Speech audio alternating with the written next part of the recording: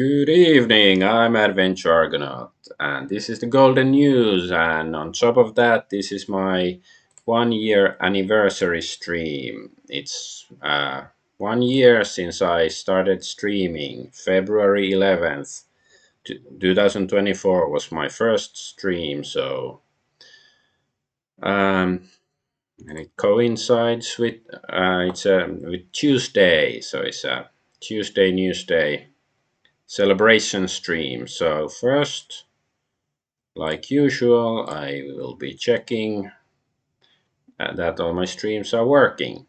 No point in celebrating a stream if there is no stream, right?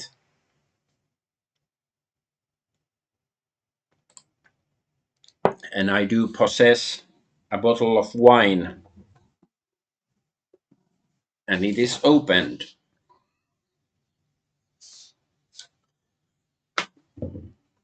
And my computer is running a bit slowly. Maybe I have too many, like browser windows open or something because of the well, it's because the USAID, however you're supposed to pronounce it, there's many stories relating to it. Okay, I think my streams are all functional, right? Yes, okay. So let's get to the business. I predict this stream will be a bit longer than usual. As long as I have wine, it's fine. I had this, red wine bottle lying around for ages, and I finally opened it, and the cork was sort of degraded. It's too old or something. So it's like when I used the corkscrew to lift it up, it broke on me. So yeah, let's get to celebration image. Yeah, so yeah, it's my 1 year anniversary. I've been streaming for 1 year. The first game I streamed was U-Boat, the submarine simulator game. And then I don't know how many months did it take until I started doing Golden News, but it doesn't really matter now. Anyways, let's get to the story. So except yeah, so I have red wine, like the cork was degraded, and then using the corkscrew, I pulled it out, but it broke, and half of it was still remaining in bottle, so I had to push it in and to get to the wine. But I guess it's drinkable. I'm not sure if the taste is as it should be, the red wine, but it's okay. But anyways, so the first, well, actually, the last story I'm gonna discuss is the USAID or the USAID scandal, and that's there's many different stories relating to it. So I'm gonna leave it for last. I just brought it here, so I'll mention it. And first, I'll get the smaller stories out of the way, and then I get back to USAID. USAID, like USAID sounds like Abdul Ali USAID, like is the terrorist in Iraq, Al Qaeda, and Bush looking for him. Anyways, so the first story after that is Trump and the golden pager. So Donald Trump received a golden pager from Israeli Prime Minister Netanyahu. So yeah, when Netanyahu was in the White House, he got this uh, page. Is press with both hands. Is that like a reference to something, or is that how pagers work? I've never used pager. I'm not that old. Like there were pagers around when I was young, but I didn't really know anybody who used one. To President Donald J. Trump, our greatest friend and greatest ally, Prime Minister Benjamin Netanyahu. But yes, I do think this is fair. Like calling the Israeli politician calling the U.S. President their greatest ally, because U.S. is a great ally to Israel, but I don't know if Israel is such a good ally to United States. Um, but anyways, Netanyahu's gift to Trump: a golden pager and a regular pager. So he also got a regular pager. And here, Jake Shields says, this seems like a death threat to me. And reference, of course, is that, a few months ago in Lebanon, I believe, there was the terrorist attack that, Israel had somehow gotten their hands on some pagers that were going to some Hezbollah members, I think. And then they blew up, and a bunch of people died, or at least got maimed and stuff. So there's two ways of looking at it from that angle, from relating to that story. You can see it as a threat that Netanyahu is giving it to Trump as a threat that you better do what we say or we're going to blow you up, or that they're just celebrating the terrorist attack. And it is like impressive in is it like in terms of tactics and stuff. Like I do think it um hindered the ability of the enemies of Israel when they did that. However, like I just hope that other people would realize like the extent to which they are willing to stoop. They have no qualms. Like if they can do something to harm their enemies, they will do it. But alas, not all people who are critical of Israel are willing to do likewise. So yeah, there's these two angles to the pager itself, and then there's another way of looking at it. Well, okay, I guess I'll mention it now, and of course, you can simply see it as it implies that Donald Trump is at the beck and call of Netanyahu. That, oh yeah, here's the pager, so when it beeps, you better call me and do as I say.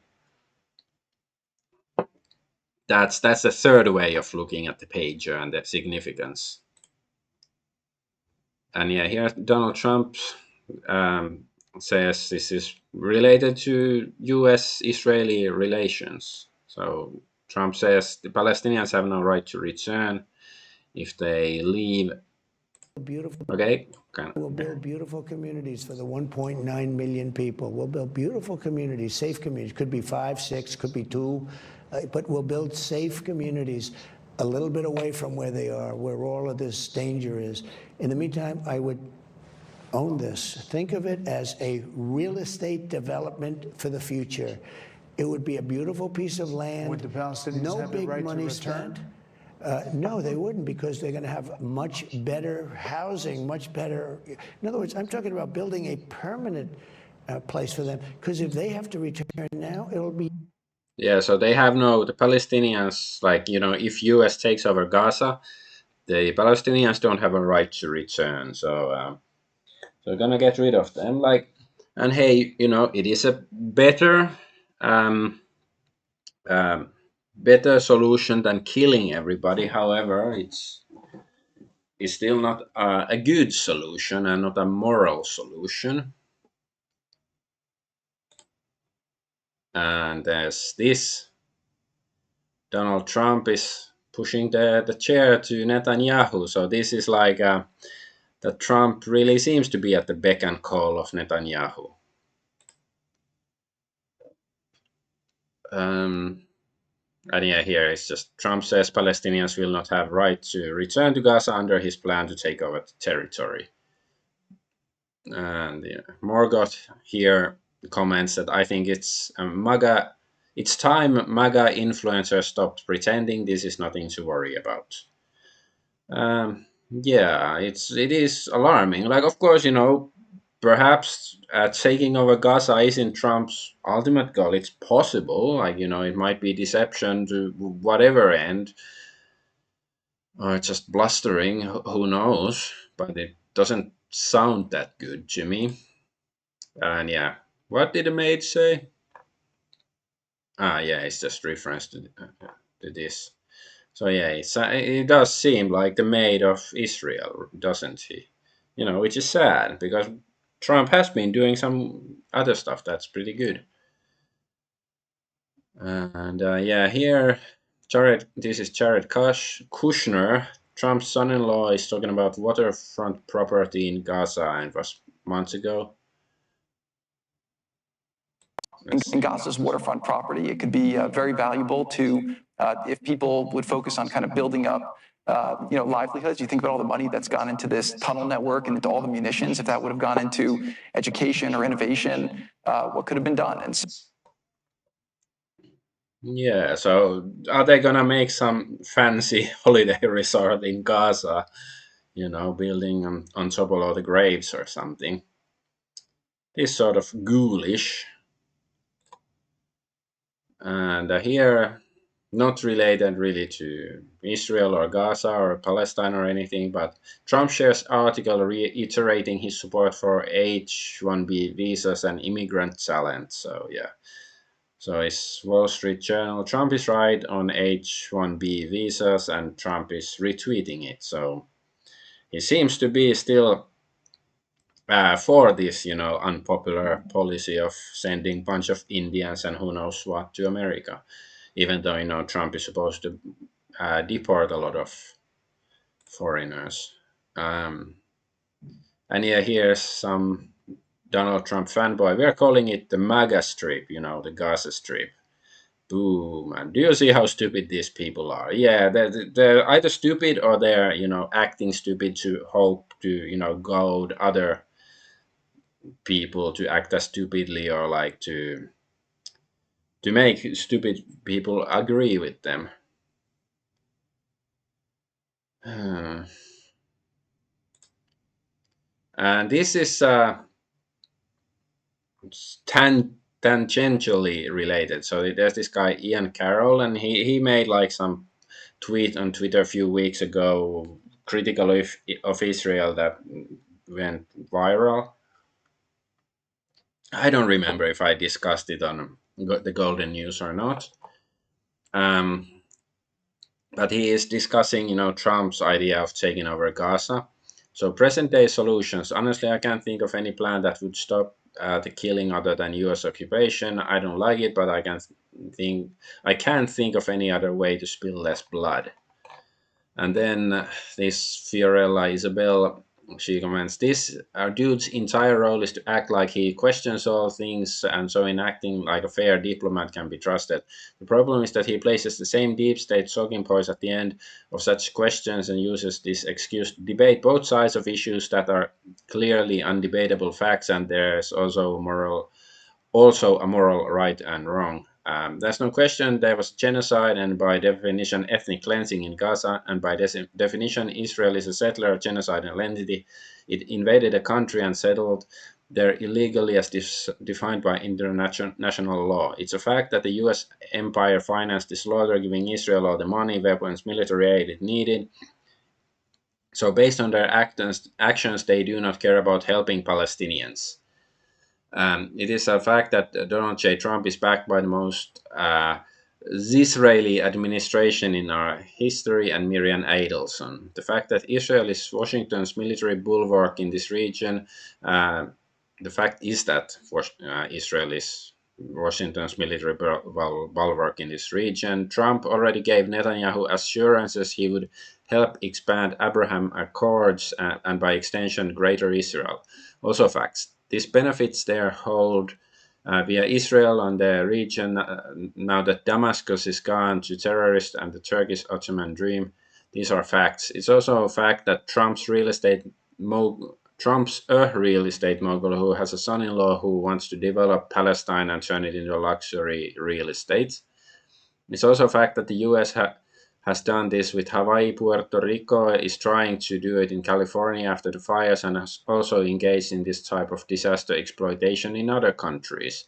There's no historical backing to a humanitarian US military invasion leaving any country, especially in the Middle East, better than it was before they went in. There is documented evidence of it being worse, re Iraq, Libya, Afghanistan, Syria. Aside from all the above being factual, Trump's proposition is morally wrong, even if this may vary as subjective depending on your morals or lack thereof, I guess. Someone who questions the empire genuinely wouldn't have this quandary. Gaza isn't a complicated issue. It's a simple fact, tragic, very obvious failure of humanity. It is an embarrassment to be part of humanity that allowed this to happen for 15 months and still pats itself on the back, pretending everything's good when the plan is clearly eradicate all of these people who did nothing except be born. Okay, I disagree here. She's just mentioning is 15 months, but it's been how many years Israel has existed? Like 80 years or something. Um, so, but that's just nitpicking. Again, those who genuinely claim to be fighting the empire easily and innately understand this, but he is creating doubt about something there isn't a needle of doubt about. To curry favor with establishment and more dangerously use the trust he is algorithmically built to justify that this is normal and even smart thing to do. The establishment has found that opposing its enemies hasn't worked as of late, so they've created people like Ian and other fake anti-establishment grifters to divide, control, and manipulate narratives. If you can't beat them, join them, then beat them. Cult minds are easiest to control. Truly, Ian's right on one thing. America first does not mean benefiting itself, but no one does mean benefiting itself, but no one else. Those trying to patriotically turn the slogan into an altruistic win have failed. There's no altruism in your jingoistic mantra. It says it all. America first is USA only, which cannot part ways with Chinese State and Israel. Ultimately, the US keeps producing the same alternative MSM industry plans full of the same sociopathic narcissistic tendencies that occupy the halls of DC. Somehow these types found in Biden, Elon, Trump, Ian pretend commie/anti-establishment morons and gatekeeping journalists, etc. appear to the US minds. We love our cults and made-up heroes who are actually villains. This is our own fault and problems requires accountability, acknowledgement, deeper understanding what a WTF is wrong with our society. Okay, the end is sort of blah blah blah, but I think she has a really good point. Even though I'm not saying that Ian Carroll is necessarily some purposeful disinformation agent or like to divide, but the way he is acting is sort of placating the evil instead of calling evil what it is, and because there are other solutions, like they might not be easy solutions, like it requires more than just people saying words on the internet to make them, but there are other possibilities how to fix the situation. So this is just the first piece of legislation I passed after taking the gavel was a resolution reaffirming the US commitment to security of Israel, says House Speaker Mike Johnson. Okay, let's see. I didn't actually watch this video. The gavel was a resolution of reaffirming the U.S.'s commitment to the security of Israel. And that was a very important gesture on our part. And of course, I was happy to pass the America first. Look at those flags there. Yeah, America first. Asterisk Israel before America. I'm not American, so please explain it to me. How does this benefit America?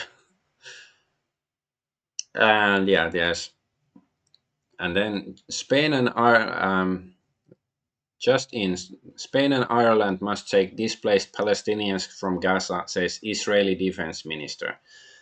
And then Kaguya's top gal is pointing out Israel protects Europe, motherfuckers, right now. Oop. Because some people are claiming that Israel is actually protecting Europe from Islamic immigration and so forth, but clearly this is not the case, at least not in this example. They're trying to bring more Muslims to Europe, and it's not the first time.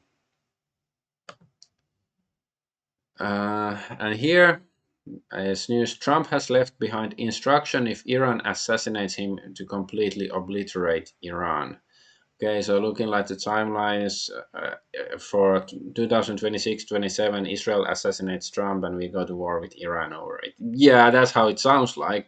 Unless, Trump is playing some 3D chess, like, 7D chess here. It sounds like, yeah, just kill me, when you get tired of me, and then you can have your war with Iran. Like, why would you say something like this, like, if you were free? Like, doesn't it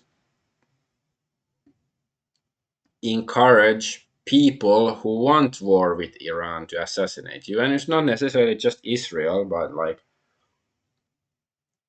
but then this is just weird. And yeah, here Israel, and this is the story. Israel minister suggests Gaza residents should move to Ireland. And this guy Dries van Langenhove, Israel declares war on Europe. That's how this should be treated. First, Israel destroyed the homes of most Palestinians and killed hundreds of thousands of them. Now they want to use the remaining Palestinians as a weapon of war against Europe. That should be a double Israeli victory. Palestine would be free for the taking, and tensions between Christians and Muslims in Europe would explode. Yeah, he makes a good point. How is Israel anybody's ally except their own? How's this? And yeah, the irony of supporting Israel because you don't like Muslims in your country is that without Israel there wouldn't be any Muslims in your country. And the more you support Israel, the more Muslims will keep pouring into your country. Basically, yes. Well, I don't agree that there wouldn't be any Muslims in your country without Israel. I think there would be, some, like, at least three, and I don't really mind if it's just three. And here, ex-member of Knesset Roman Bronfman is asking the right question. So here's the translation of something he wrote in Hebrew. I'm just asking, if it's possible to transfer the Gazans from Gaza, why can't it be possible to transfer the Israelis to their countries of origin? Or, I don't know, Madagascar or something? Like, that's a good point. And from that point, we can go to my regular intermission to Israel delenda est. Since this is my anniversary celebration stream, I have to go back to the history of this reference, like, because personally I assume that everybody should know the reference, and I don't speak Latin, but I know a few words of Latin, and it's of course means that Israel must be destroyed. And when I say that, I'm just talking like this Roman bronzeman here, peacefully. Oh, no, wrong image. Clearly, peacefully remove the Israelis somewhere else from where they currently are. So I don't mean any violence. But anyway, so Israel must be destroyed. And it's a reference to, the Punic Wars between Roman Carthage or Carthago, however you want to pronounce it, over 2,000 years ago, when Cato the Elder, the Roman senator, used to end his speeches saying, "Carthago delenda est," Carthage must be destroyed. So, and I do believe that there is some sort of, let's say, spiritual connection between Israel and ancient Carthage, because it's like, Carthage, the people, most likely, it's something we cannot know for sure, but because the Carthaginians, they used to sacrifice children to Baal or Moloch or whatever their name for that evil deity was, and some scholars have at some point they have disputed the claims, but I think even nowadays most scholars agree that it probably did happen. But anyway, so if we look back to, well, not look back, look forward to our time and the ruling elite in the West, I do believe they also like the idea of sacrificing children, whether it's through abortion or transgenderism, like, basically castrating children. And, I'm not a fan of either of them, but, generally speaking, at least. Let's move on to actual news stories. So yeah, Israel del Daesh, we can, just move them, the people, peacefully, no violence, no bloodshed, of course. So Kanye West's Black History Month gift, because now it's February and it's Black History Month, even though I think it's been cancelled in United States. Like, I don't think the rest of the world really ever celebrated this one, celebrated Black History Month. But yeah, incels win again. Google Calendar has removed key cultural events from their site, including Pride Month, Black History Month, Holocaust Remembrance Day, Jewish Heritage, Hispanic Heritage, Indigenous People Month. Yes, okay. I don't know even about these holidays or something, but it is, especially if Pride Month and Black History Month have been removed, that sounds good, because they are woke months. And Google removes Pride Month and Black History Month from its calendar. So yeah, this is just to point out that now it's supposed to be Black History Month, even though nobody really remembers anymore.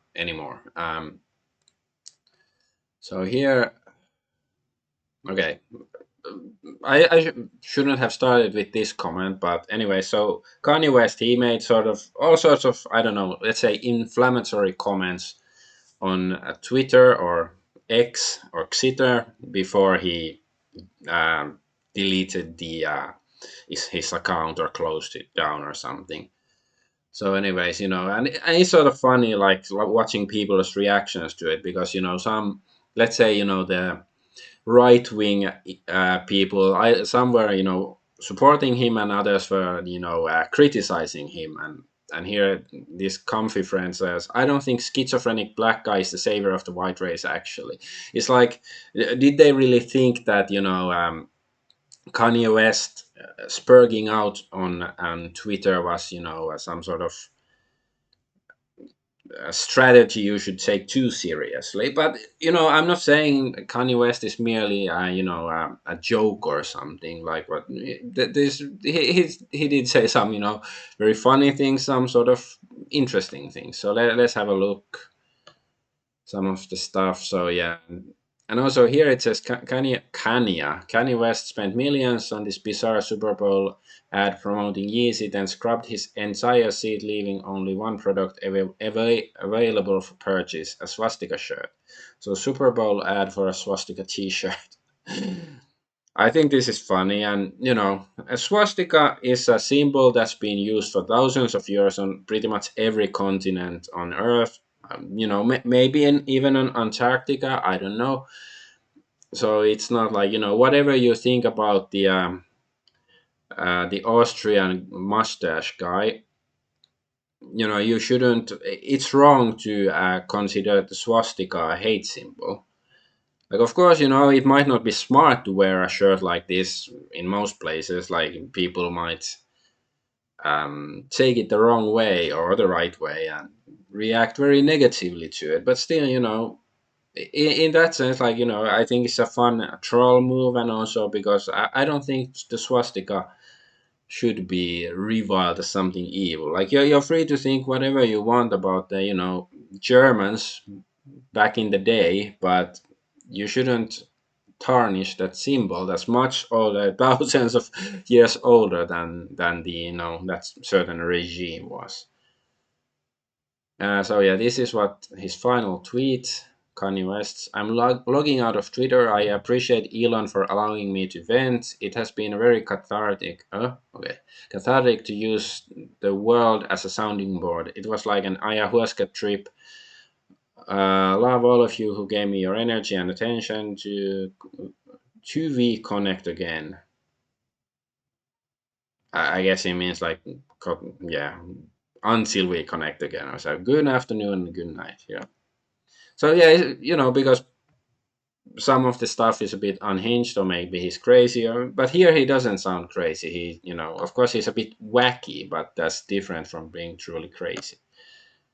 And yeah, here's Ben Shapiro's I would not be concern surprised. I would not be that surprised. Timothy. God forbid, something should happen that Ye should do something to himself, given his behavior. I mean, again, I would not be surprised. God forbid. So yeah, Ben Shapiro is concerned that Ye might kill himself, and a lot of people took this as a death threat, and it does sound like it. So yeah, and so Kanye West, or Ye, reacted to Ben Shapiro's comment. Yo, thank you for calling me Ye. This warmed my heart. And thank you for being concerned about my personal well-being. Or wait, is there some setup to come? And I say kill myself. If I magically die, blame Ben Shapiro. So, hey, see that there's this might be a double-edged sword. Like, maybe somebody who really dislikes Ben Shapiro will now try to kill just to frame Ben Shapiro for it. But then again, he would be the prime suspect. If something did happen to Kanye now. And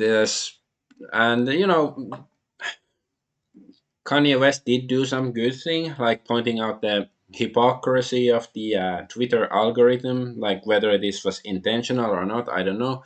But X has restricted all posts where Ye criticizes Jews, but doesn't restrict posts where he comments on white people. So Jewish people actually hate white people and use black people. This is what he said. And it says visibility limited. But then he said all white people are racist, no, restrictions or anything. See, and here you couldn't comment on it, you couldn't like it. Well, at some point it was restricted. It was clearly there's many likes here and comments and stuff. But yeah, no restrictions on this. And then all you broke ass N-words, bitches, honkies, Jews is whatever. And this is limited. I'm not even sure, like, what he means. But maybe it's because he calls Jews honkies or something. Maybe that's why it's, or because I don't think a black man using the lighter version of the N word is considered, you know, wrong on most platforms nowadays.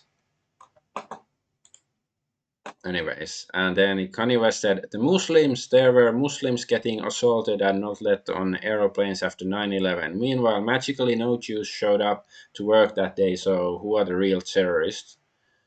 I don't know if this is true, but, he does make you think. Like, I don't know.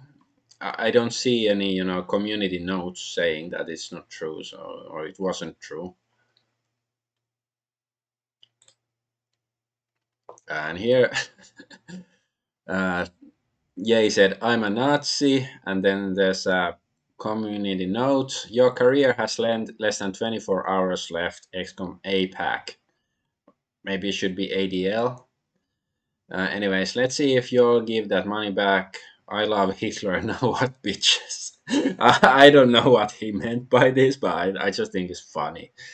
Like, of course, he posted porn and stuff, and many people were offended. And of course, like, yeah, okay, I'm not a fan of, especially like on Twitter, even though I've never seen porn on Twitter. I'm pretty sure. Like, some people have complained about it before, but I've never come across it on Twitter. So funny how N-words rapping about killing N-words is not hate, but posting a swastika is hate. Yeah, that's a very good point. That's like, not trying to be edgy or anything. It's like, historical symbol compared to, actually talking about killing people. Yeah, yeah. You know, he has, that's very like your objectively reasonable argument, right? And Ye dispels the myth that Jews are white and says Jews hate white Europeans due to World War II. Okay. N-words, newsflash, white people and Jewish people are different. You can get money with Jewish people, but they always gonna steal and invite you over to their house on Friday. White people do not fuck with N-words. They leave that to the Jews. If you think you're getting money with a white person, it's not true. That so-called white person is actually Jewish. Jews hate whites because of the Germans from World War II. Okay. And it's I do think there's animosity between Jews and certain European groups long before World War II, but that's a sort of bigger issue. And here is more. This image is so funny. Okay, so from Kanye West, call me Adolf Hitler and your bitch still wants to fuck. So is it like a furry Hitler? I don't know. Hitler was so fresh. I'm not quite sure about this, youth slang or whatever, but I guess it means it's like cool or something. Okay, I'm going to normalize talking about Hitler the way talking about killing N-words has been normalized. Just like, yeah, I agree. Like, people should be able to talk about him, why they like him or dislike him. And, if people have, let's say, delusional opinions about him, then we can refute the arguments instead of shutting people down, because usually it's very limited usually how people are allowed to talk about these matters. I got in the shower, I thought of like 6 tweets. Let me see what I can remember. Okay. I don't know. It's like reading this again. It's just like I've never liked his music, but I think he's a funny guy. Of course, another thing people are pointing out how his wife was naked in some award ceremony or practically naked. But hey, she had a very very nice costume on, and only dumb people don't see it.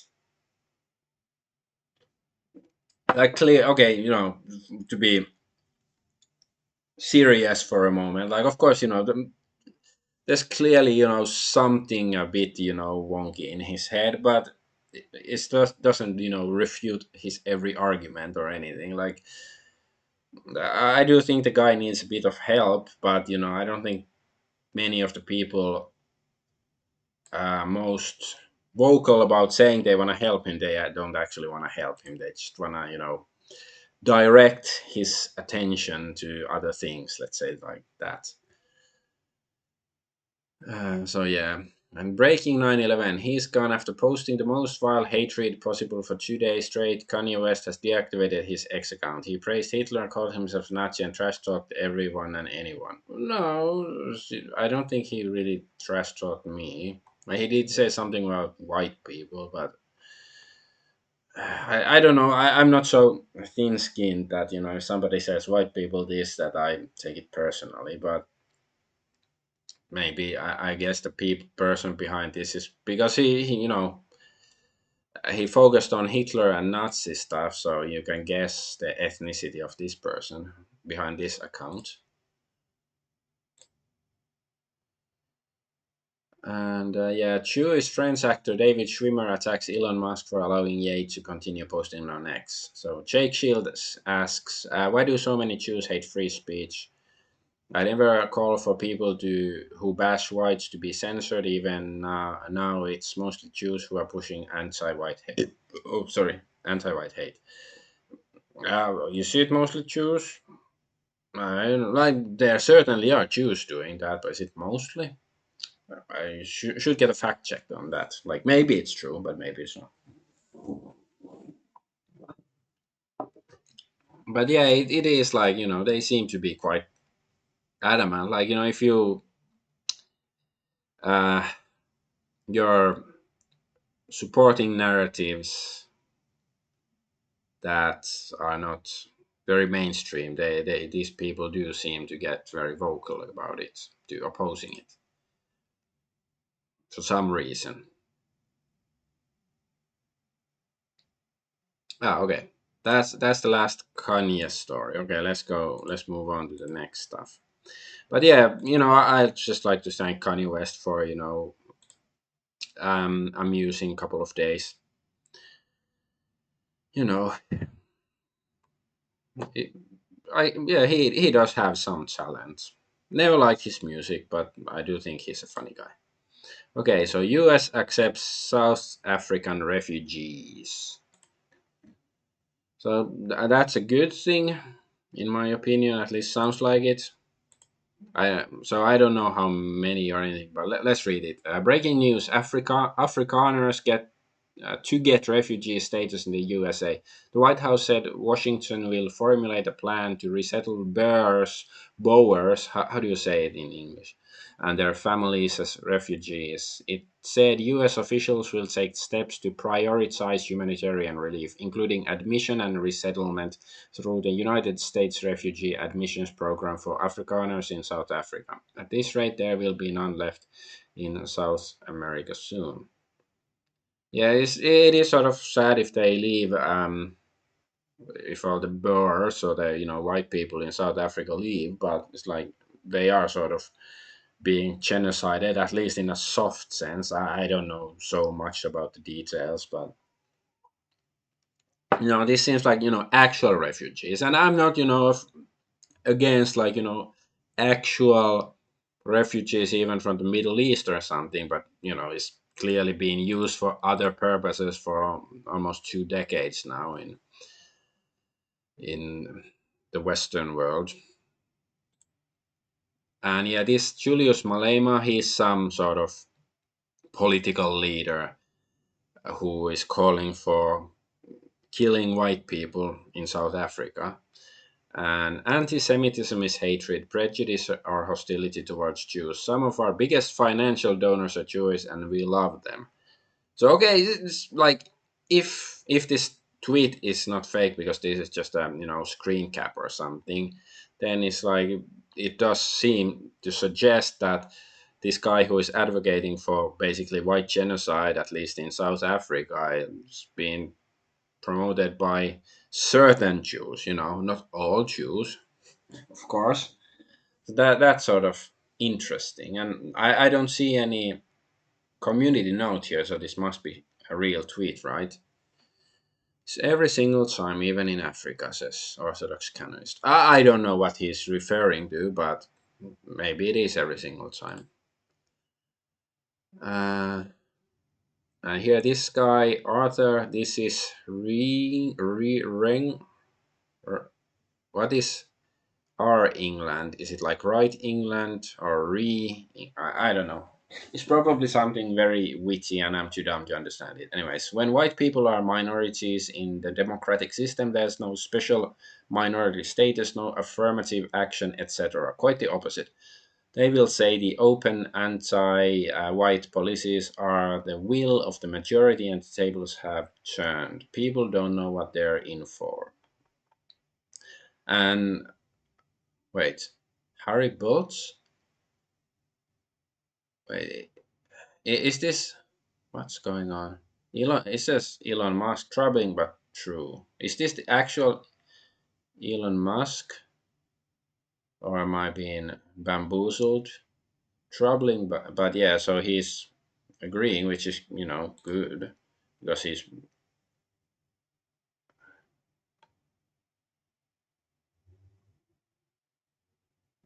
This is like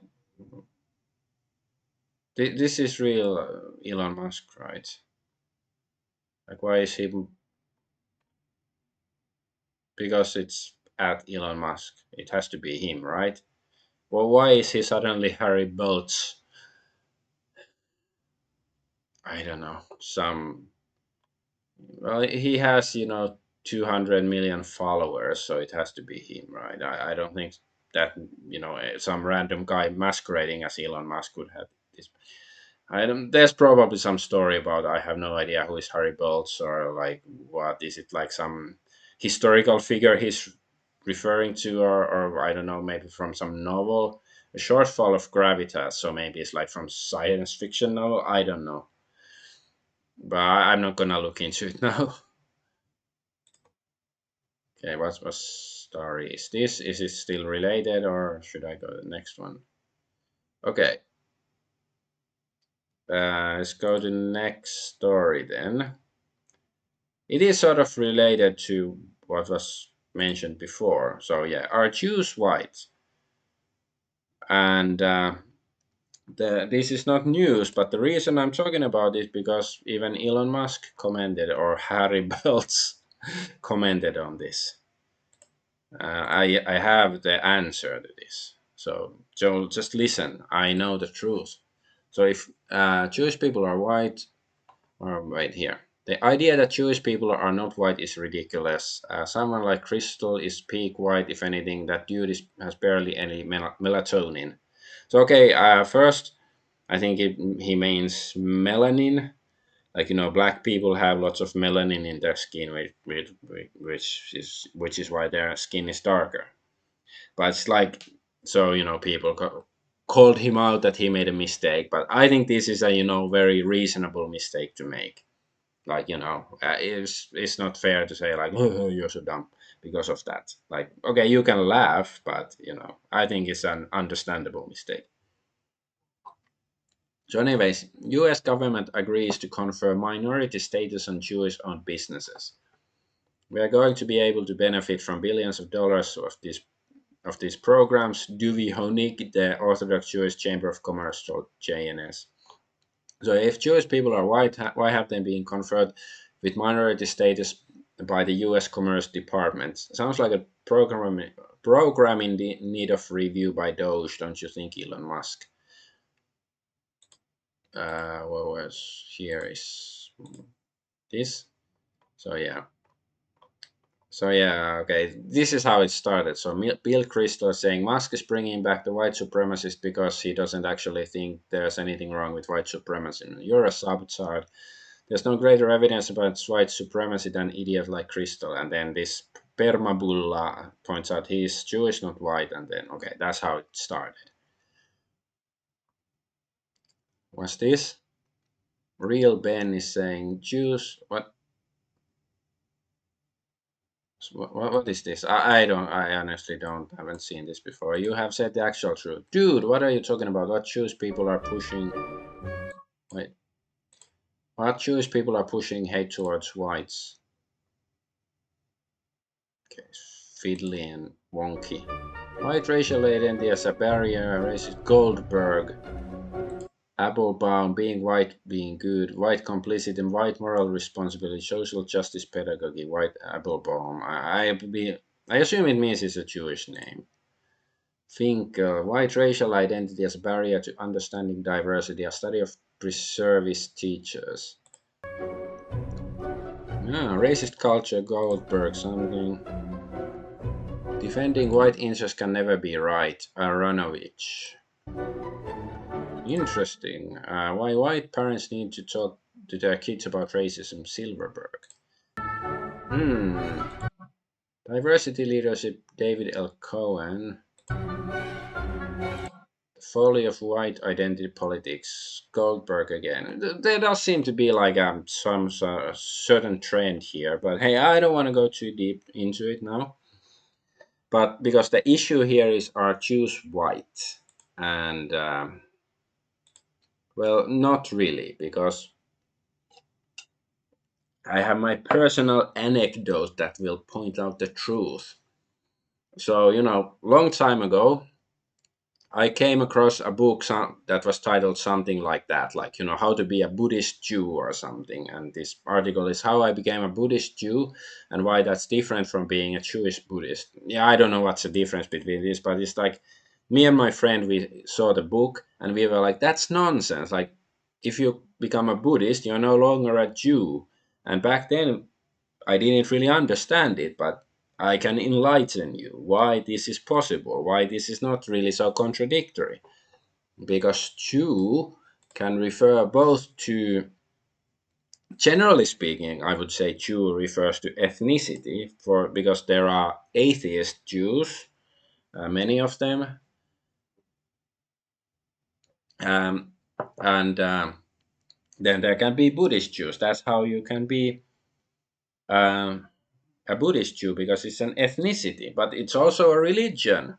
And some people who are not, ethnically Jewish, they can convert to Judaism. Like, it's not that common, unlike with Christianity or Buddhism or Islam, but it's possible. But I guess it's rare.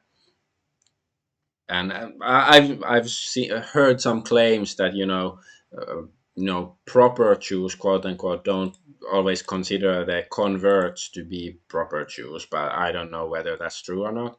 But anyways, the reason why Jew is both an ethnicity and a religion goes back to old times. Look at Europe, just for example. Before these universalist religions such as Christianity, Buddhism, or Islam, because they basically believe that everybody can become Christian or Buddhist or Muslim. But before those became more like the norm in religion, all religions were pretty much ethnic religions. Like, Rome, they had Jupiter and Mars and that, and Greece had uh, Zeus and Ares and Aphrodite and all that, and the Celts or the Gauls had their own gods, and then the Norse had Odin and Thor and gods like that. So that used to be norm, not just in Europe but most places in the world. So if you were born into certain ethnic group, you would adopt the religion of that group, like it was self-evident. But then Christianity, in terms of Europe, began to take over. So it no longer were ethnicity and religion the same, because you could be a Norse Christian or a Celtic Christian or a Roman Christian. Uh, but for Jews, it's different. They're old school in that sense, that they are tend to be both ethnic and ethnicity and a religion. They have held on to their old ways. And I'm not saying either way is superior to the other. This is just the way it is.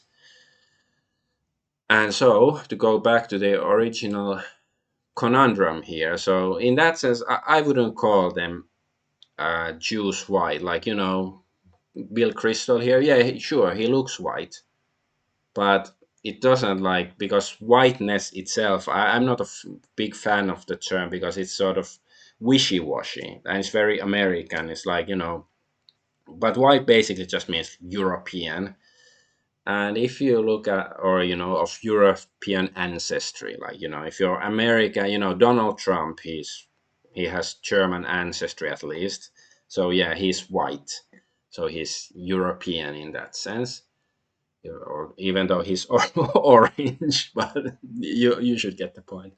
So anyways, um what was I getting at? So yeah, Jews, they are not really European. Like, they certainly, many Ashkenazi Jews, they have some European genetic admixture, I do believe, but I wouldn't call them European or not white in that sense, because I think the ethnicity is both uh, a product of your, like, culture plus genetics. And it's like, I wouldn't really call Jewish European, even though, like, certainly Jews have been in Europe for thousands of years. But it's like, same applies to gypsies or the Roma. They're not really European either, even though they've been in Europe for who knows how long. So yeah, that's why Jews aren't really white. Of course, you occasionally see some Jewish people saying I'm Jewish, I'm not white, and some other times they say that, oh, we white people are, we are so bad because we have white privilege. But I think that just means that Jews are confused themselves over the issue as well. But that's the final truthful verdict on it, that Jews are not white, and the reason I just explained, like why it's not such a clear cut case. Okay, let's get to um, last piece of news until I go to gaming news and then do the USAID stuff. So yeah, so UK orders backdoor for Apple. So, just in United Kingdom's leftist government orders Apple to create backdoor allowing access to encrypted data stored by Apple users worldwide in its cloud. So yeah, UK orders Apple to let it spy on users' encrypted accounts. Secret order requires blanket access to protected cloud backups around the world, which, if implemented, would undermine Apple's privacy pledge to its users. So yeah. Security officials in the United Kingdom have demanded that Apple create a backdoor allowing them to retrieve all the content any Apple user worldwide has uploaded to the cloud. People familiar with the matter told Washington Post.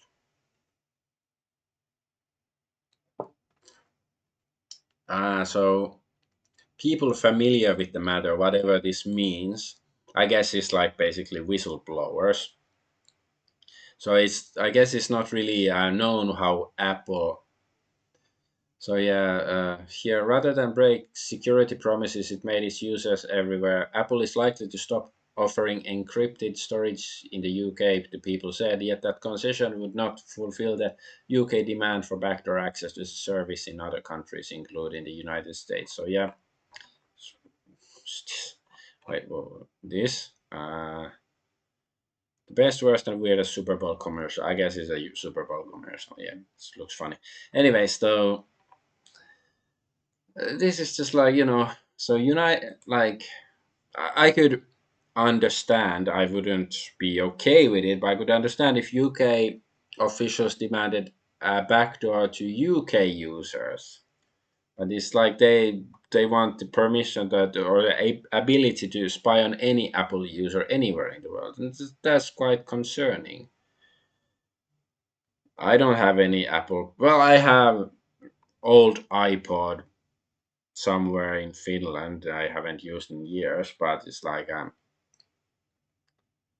but yeah, my wife has some Apple products, and so it's concerning, very Orwellian. So yeah, I hope this doesn't go through, but that's just and yeah, more reason why I advocate also for regime change in UK, because the current establishment is evil and corrupt and stuff. But yeah, that's basically this story. Let's go to gaming. Yeah, just bunch of, well, not a big bunch, but few different gaming stories here I will address. So first, there are some Valve related stories.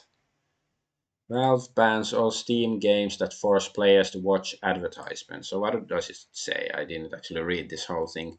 Not supported. Developers should not utilize paid advertising as a business model in their games, such as requiring players to watch or otherwise engage with advertising in order to play, or gating gameplay behind advertising. If your game's business model relies on advertising on other platforms, you will need to remove those elements before shipping on Steam. Some options you could consider include switching to a single purchase paid app, or making your game free to play with optional upgrades sold via microtransactions or downloadable content DLC. Developers should not use advertising as a way to provide value to players, such as giving players a reward for watching or engaging with advertising in their game. Developers should not charge other developers for access to Steam features. These include sale pages, bundles, store pages, franchises, etc. So I guess that sounds good.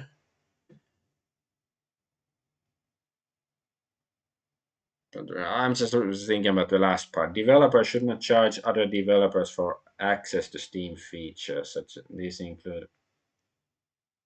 Yeah, okay. This I'm not a developer, so maybe I don't really get the whole impact of this. But of course, this is good. Like if they're not forcing us, but like yeah, this is uh, Eurogamers headline here seems a bit deceptive. That says Valve bans all Steam games that force players to watch advertisements because there are some games like if you launch the launcher to the game, uh, you will see advertisements to either buy DLC to this game or buy our sequel. You play, I don't know, Argonaut Adventure, and then you see the launcher says buy Argonaut Adventure 2 here or something, and this is still forcing me to watch advertisement. It's not like it doesn't mean that I cannot continue until I finish watching the advertisement, but I still see it. So I think these will still be okay according to Steam, and it's like okay, I guess it's not a big deal, but maybe it would be good to ban them too. Although it might be harmful too, because some people might like it that they launch a game and then they see like, oh, there's a sequel or there's DLC that the game itself tells them about it. But sometimes it can be a bit scummy. Anyways, and then a new Steam feature warns players about games which haven't been updated in a long time. So yeah, early access game. So note the last update made by the developers was over 14 months ago. The information and timeline described by the developers may no longer be up to date. This is really good, and honestly, this should have been a thing many years ago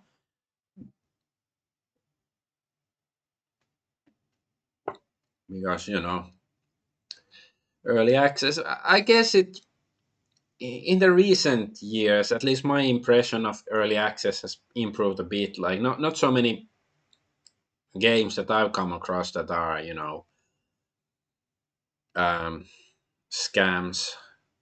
Like that they just stop developing it because like I went through my Steam library a while ago, maybe a couple of months ago, and noticed like, oh yeah, there was this, like there was some, I don't remember the name, but it was some like simplified civilization kind of game, and I bought it in early access years ago because it looked um interesting, but that was years ago, and I think they haven't updated in years and stuff, so it's like that's a bit of a bummer because it did seem very interesting, but it was never finished. Anyways, and then Valve is building a Steam console to rival PS5 and Xbox, rumor claims. Well, they've already, if this is true, they're already beaten, especially PlayStation, because Steam has games. As long as you can play your Steam library on your Steam box or whatever it's called, now your steaming pile of shit, then it's better than PlayStation 5.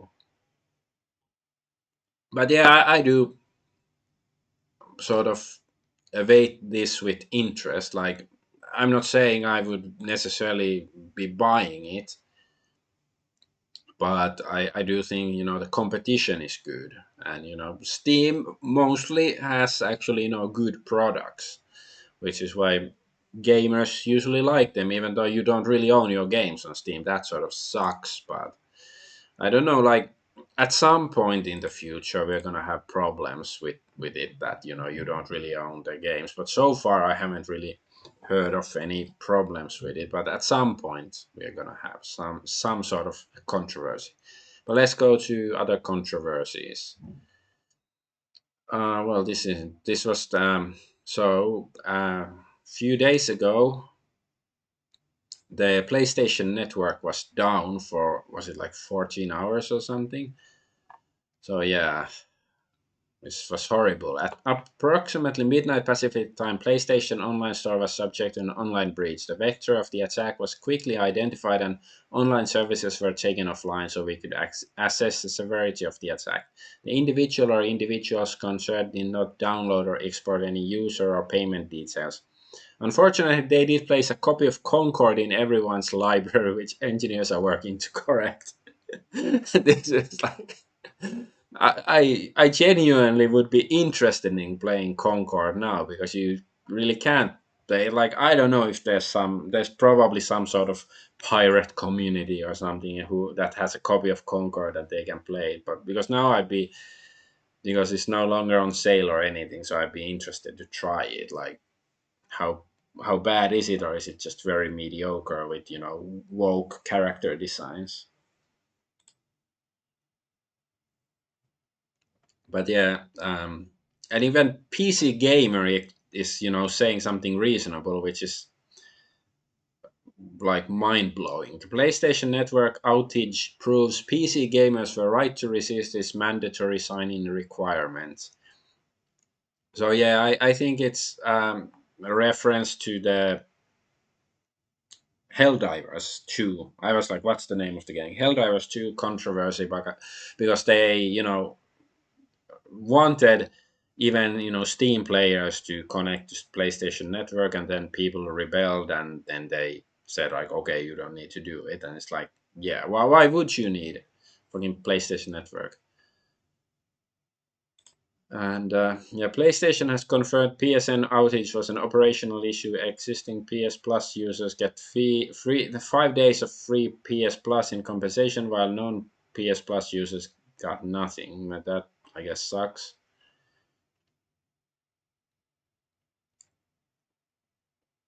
But yeah, many single player games require internet connection to play, leaving in a non PS Plus users affected. Exactly.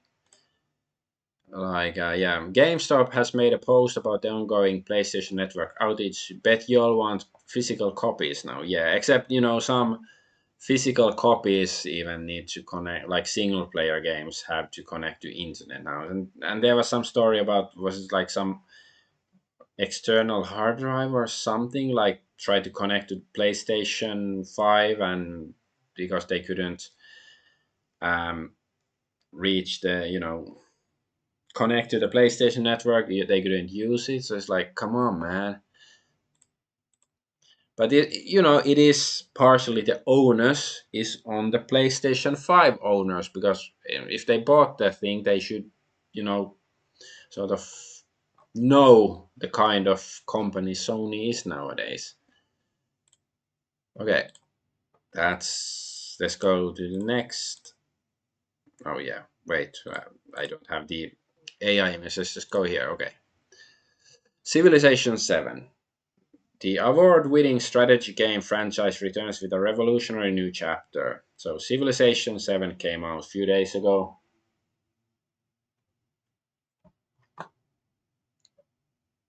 Wait, it's still 11th and this is 12th. So I guess, yeah, there's only some early access version, like, the pay pigs only can play it. So yeah, I already talked about this last week before it was out. But yeah, I've played every Civilization game before, and Colonization and Alpha Centauri. So I'm certainly the target audience for this game, but it seems atrocious. Except Civilization 6 sucked ass already. But anyway, so here it says mostly negative Steam reviews. Even though now I think it's mixed, so it's a bit better. But this game seems to be a disaster. At least it's a buggy mess and very simplified. And then of course there's this, like, there's deluxe edition and founders edition. Like, the basic version is already $70. Like, and then you have deluxe edition is 100. You get some extra stuff, I don't know what, and then founders edition 130. This is insane. Like, back in my day, like in the 90s, you bought a game and then it worked most of the time. pretty much. And you didn't have to think about whether it's the deluxe edition or founders edition or any bullshit like that, like, or you didn't have to worry about the DLC. Gonna pour myself some wine finally. I've been drinking it quite slowly, so uh, my first glass is down.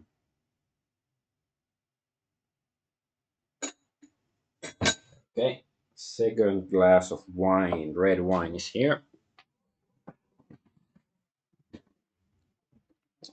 So, anyways, back in the day, you bought a game, you didn't have to worry about, like, oh, should I buy the special edition or the super special edition? You just bought the game, and then it usually worked.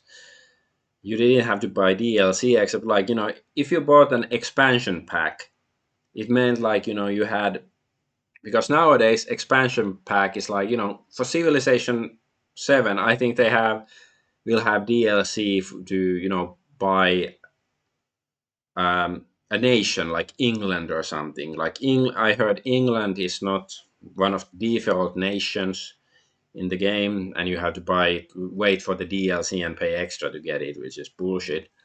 Because, back in the day, if a game had an expansion, the expansion was usually as long as the game itself. And what differentiated an expansion from a proper sequel was, first, that, an expansion, you needed the original game for the expansion to work. And the second was that the expansion was just basically more of the same, like more levels of the same stuff. Like, you wouldn't, like, they wouldn't make a new engine for the game or anything. It's like, no, let's have Warcraft as an example of this. Like, first there was Warcraft, which I don't think had any expansions, but then was Warcraft 2, and it had an expansion. And it was, just more of the same, even though it was much more difficult. I had the version on PlayStation that had the base game and the expansion. Um, but then, Warcraft 2 was, graphically, sound wise, mechanically, it was very much, an improvement over Warcraft 1. And then when Warcraft 3 came out, it was also very, it used 3D graphics and everything. It was, completely, technically, it was much more advanced. But, the expansion in Warcraft 2 used the exact same engine and graphical style and everything as the original. That's what, separated an expansion from a new proper sequel. But nowadays, like, you basically have to, it's like going to a restaurant and they ask, like, okay, do you want onion with your noodles or something? It's $2 extra or whatever. It's like 20 cents extra. This is, and personally, I do find this offensive, this sort of monetization scheme. Like, if this game was like the best game ever, or even in, like, or at least in the top 10 of all-time games, you could at least try to argue that, yeah, it's worth $130, but apparently it's a buggy mess, so it's not worth even $5 probably. And even the, map generation looks crappy, but, like, yeah, hey, Frozen Box, hello. But yeah, I haven't played the game Civilization 7. I certainly won't pay for it. But, I just, it's apparently it's a buggy mess and oversimplified and everything.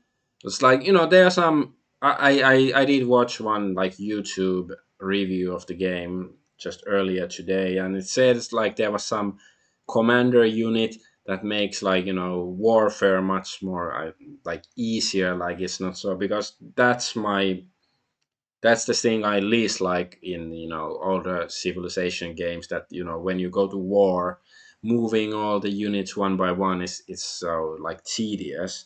So if they're somehow, improved on that, that's a good thing. But, and it is possible that Civilization 7 will be a good game in a couple of years after, lots of fixing all the bugs and a couple of DLCs.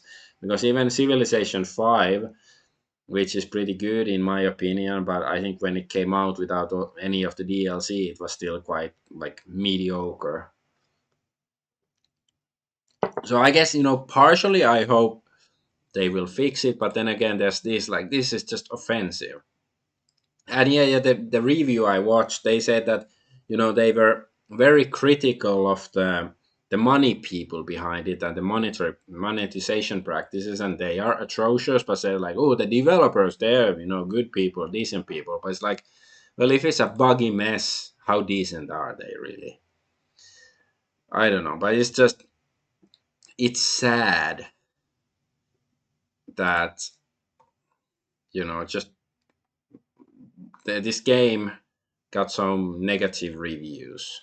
Like that it's such a failure at this point, at least, especially with these prices.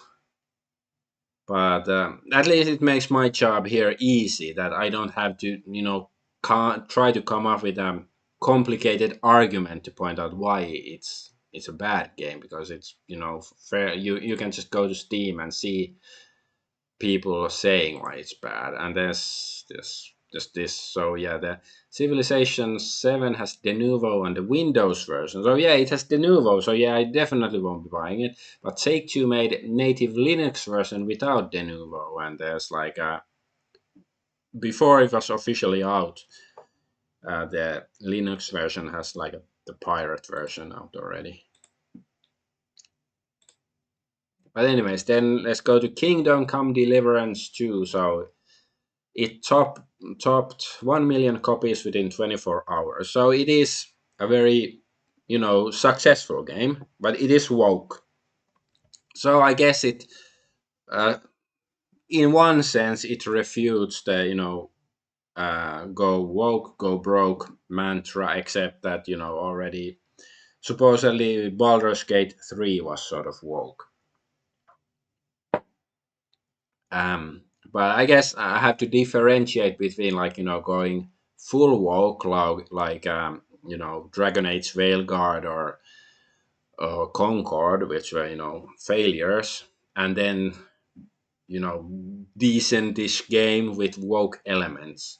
But still, even if it's like if it's this degree of woke, I certainly don't want to support it. Okay, now my mouse cursor was lagging out. Okay. So yeah, uh,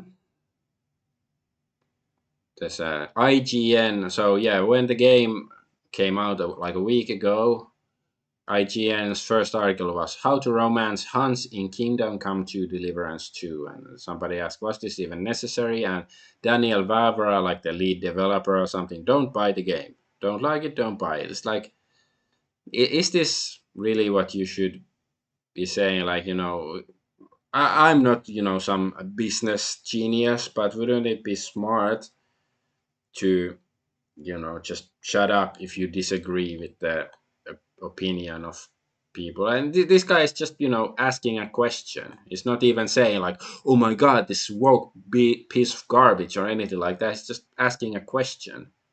I just don't buy the game. It's like, hey, Agent Double Hertz, welcome. It's my anniversary, like 1 year of streaming. I have some wine with me. So it's gonna be a bit longer stream today. It's already been a bit longer than usual news stream. But anyway, so yeah. Um, so one reason I don't want to support this game because of this guy. He is very disrespectful towards potential customers. Even though, like, you could say that him saying don't buy the game, it doesn't matter since the game has sold quite well. So it's like but I would say it would have sold even better if he wasn't such an asshole. And then yeah, there's this IGN article. Medieval world of 1403 Bohemia can be a lonely and dangerous place, so why not make it just a bit more special by romancing everyone's favorite lord, Sir Hans Capone? Here's how we did it. So, how to romance Sir Hans: kiss him. What a betrayal, Asia says. What a betrayal of the first Kingdom Come deliverance. You and Hans were top bros, drinking, fighting, picking up chicks. How did anyone think making him romanceable was a good idea? Who is this for? Yeah. But it is like apparently lots of hey, thanks for the cake, Ancient Double Hertz. So yeah, it's but apparently many gamers don't mind it. So and the YouTuber What the Egad, I recommend his channel. It's pretty good. So he pointed out that this game sort of proves that the wokies they won, since a lot of people don't see problem with it because as far as I know the game is okay, like it's decent. It's not like a ignoring all these woke elements. Overall it's a decent game. Like I certainly don't want to support it. I dislike it. Like simply because of that.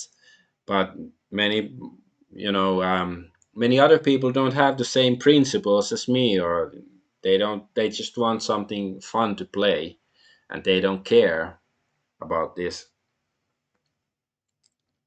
And wokeness is also, historically inaccurate or questionable, and also is wokeness. And what I mean by wokeness is a deliberate subversive agenda. You can go back to my video Argonaut argues what is wokeness and what is borderline woke, or however I titled it. But it's Marxist, cultural Marxist propaganda to subvert the what was seen as the norm in the 19th century, what was like that white straight Christian men used to rule the world. So that's why this is supporting, this is subverting, heterosexuality, and especially since this is, and I'm not saying that simply because game has gayness is subversive necessarily, because I've seen some games on Steam like that are clearly marketed towards gay people. Is like you just have to look at a few pictures and it's clearly some sort of gay fetish game, and it's like basically it's like my reaction is disgusting. But if they is not subverting anything, but because the original Kingdom Come Deliverance, it was supposed to be historically accurate game, but this is clearly has degrees of propaganda in it, which is I don't want to support that. So Kingdom Come Deliverance 2 got all the money players, minorities, and DEI scores they desired, plus most of the journalists who hated the first game are now praising its diversity. Yet the director is still coping at unimaginable levels. So you want to play the gay game? Okay, don't buy the game. Game will make you gay, so I would rather not play it, even the pirated version. You spoke to all the people in the world and asked them about what they want in Kingdom Come Deliverance 2. No, I didn't. Never said that there was no gay scene. I actually said the opposite. So yeah, why is he so like? He should be happy. His game is successful, but he's behaving like that. And as a gamer, I don't know how can you ignore it. Like, okay, I can understand that many people don't even know about it, but like if you see this stuff, like why would you pay 60 bucks for it? I think it's like 60 euros, I think is the on Steam. So yeah, personally I wouldn't do it, but like I think it's a bad idea, and this is just gonna, this sort of behavior will breed more wokeness and stuff. And then there's of course this part. Kingdom Come Deliverance 2 features graphic depiction of child sodomy. I like the way this is phrased, by the way, because this Sir Hans Capone, he's 15 years old in the game, and you can have gay sex with him. I don't know like how graphic it is. Like, is it just a kiss or do they show more? And okay, at least the guy doesn't look like he's 15. I watched like 30 minutes to an hour of the stream by Synthetic Man play the game, and Hans did look like an adult to me, but it is still like like yeah, there's and like what the EGAD, the other YouTuber I mentioned, he pointed out that a lot of people were defending this game before it was out without even knowing it, and they were defending a game with a underaged young man or a boy getting sodomized, and this is like and yeah, just imagine it was a 15-year-old girl, because like there's bunch of all sorts of hentai games on Steam, and I think they always say that all the characters are 18 or above and stuff. If you had did the naughty with a 15-year-old girl in the game, that they would like there might actually be a criminal investigation or something, but it's like whatever. And and I'm not saying like the company does what the company does, and it's um, Warhorse, I think it's the company, and they're owned by Embracer Group now. That's some Swedish big woke group, and of course Swedish. So I'm just why are players, I mean gamers, okay with this? It's like you know uh, I do think it's not the fact that these subversive individuals would do this sort of morally questionable stuff, but so many players seem to be okay with it. That's the disturbing part. So yeah, maybe the wokies did actually win.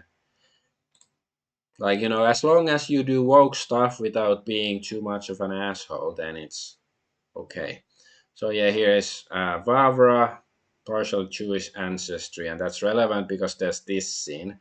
So there's some quest that you infiltrate anti-Semite meeting to, I guess, foil their plans, and like this really bothers me. This wording, anti-Semite, because the word is very modern. It was invented in the 19th century, I believe. It shouldn't be in a medieval game. It's like there's one pet peeve of mine, because I like reading fantasy novels, and recently I read R.A. Salvatore's Icewind Dale trilogy, and that those books and some other like D&D fantasy books I've read, they use the word adrenaline, like they're fighting and then the adrenaline is pumping in his veins, and I don't think you should be using word like adrenaline in a like medieval fantasy setting. It doesn't suit it. Or it's like imagine like you say something like you know you talk about your son and oh, he has my DNA, then because doesn't fit any kind of medieval, whether it's fantasy or historical. And so anti-Semite is among the same camp, in my opinion. It really bothers me. So yeah, every time the Cope Cabal came up with half-assed defense for the litany of controversies in Kingdom Come to Deliverance, a fresh retardation emerges. Yeah, it's it's very and very like inappropriate.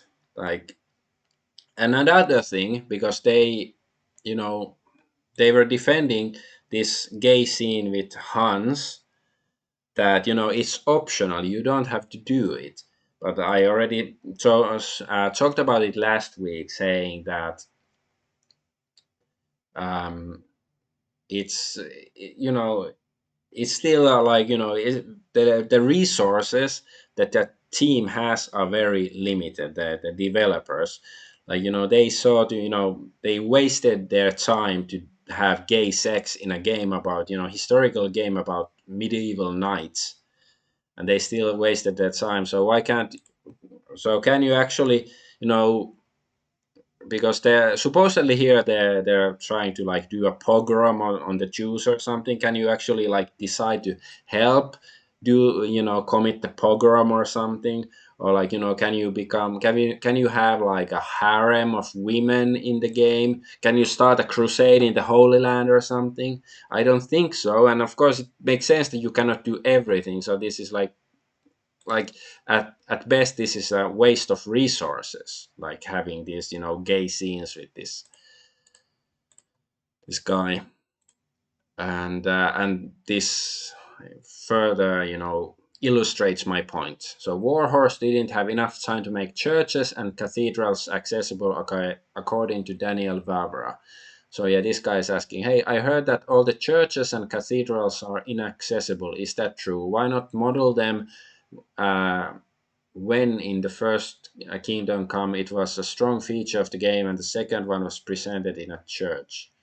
I would love to, but we just didn't have enough time to do it as good as we would like to. So yeah, they didn't have time to model the churches, medieval Bohemian churches, but they had time to model the gay sex scene or gay romance or whatever it is. It's like, yeah, they have priorities. And personally, I would rather check out the medieval churches instead of the gay sex, but hey, that's why I didn't buy the game, I guess. And yeah, Kingdom Come to Deliverance to creative director Daniel Vavra addresses child sodomy scene. So yeah, I saw some video by some, I don't remember his Del Rio something, and he mentioned something that Vavra said that the first I think he admitted that Hans in the game is 15 years old, which is probably illegal in many places to depict sex scenes with minors. Um, but also that he pointed out that in the Middle Ages, in some places in Europe at least, 12-year-old girls were able to get married, and that's true.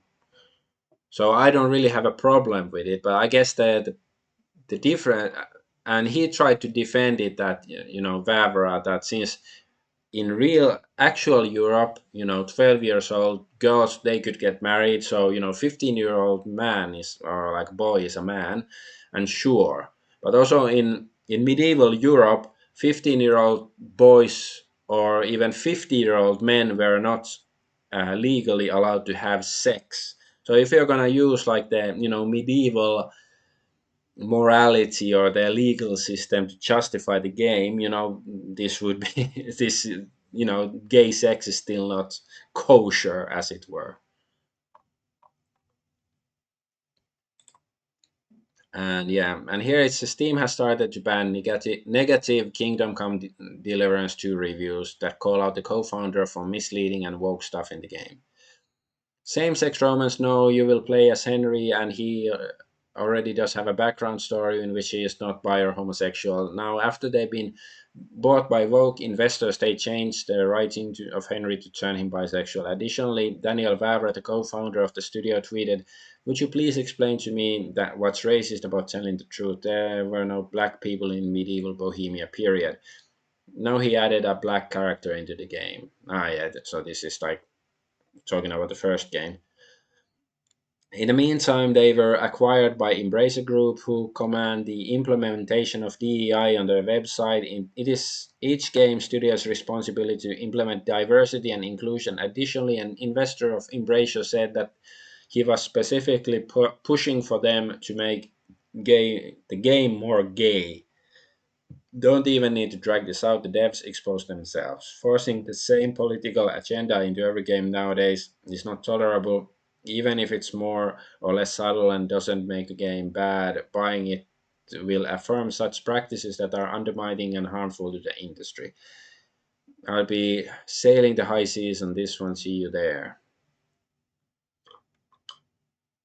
Okay, this last comment, like I think that was a mistake because I think it gives an excuse to ban this review, because that's like he's basically advocating for criminal behavior or something. I think without it they wouldn't have any like proper reason to ban this review, but if he has that, I think it's probably gives an excuse to ban the review. Yes, the link, I thought it was fake. Okay, yeah. And yeah, there's this we won't forget. Kiss him. Yeah. Warrior Rebel shape Henry's epic story. So kissing a woman here, damage control. Do they think we don't see what they're doing here? And then kiss. Yeah. This is just the kingdom comes deliverance Jew. It's like, if you have options, why can't you become a serial killer or a, raging anti-Semite who commits pogroms everywhere? Like, if you have more options, why can't you rape people? At least I assume you can't rape people, because back in the 90s, actually, I used to talk about, like, people used to talk about, CRPGs, like, oh, in this game you can do so many different things, but like, oh, can you rape people? That was, that was like part of the freedom issue. But okay, let's try to move on. I still have to get to the USAID stuff. Okay, Kingdom come to claims historical accuracy, mocks Christians, mocks Chads, 1 hour of Black Musa of Mali saying nonsense, hitting white girls, can't tell a story of two normal friends, adds optional sex tones. Henry gets cocked by Theresa. Disrespects all races except which withstand the onslaught outside the synagogue. This is for our Lord. God demands it. Deus vult. Deus vult. I don't know. The quest where you and Musa saved the Jews by killing all the white Christian men was pretty wild. Yeah. Yeah.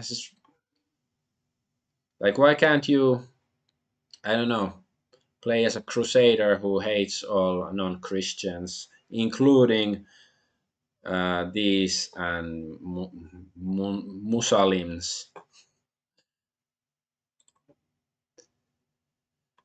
And then there's, oh wait, okay, let's see what's Daniel Warwick. This caricature of a man is literally crying and whining for a month about one optional choice in a side quest of 100+ hour game without even playing it. Imagine how insecure he must be about his own preferences.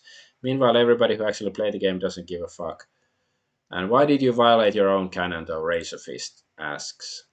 So will we have some kind of same-sex romance or even any kind of romance? So this is 8 years ago. Warhorse Studios are announces, you will play as Henry, son of a blacksmith from Silver Scallies, and he already does have a background story in which he is not a bi-odor or homosexual, but there will be a homosexual NPC characters in the game. So the players who are not straight will be forced to romance a woman. Nobody will force you to do anything. You will play as Henry, the son of a blacksmith, and yes, he is straight and white and male and from Bohemia. Someone from France will not be play a French guy, even if he loves his country.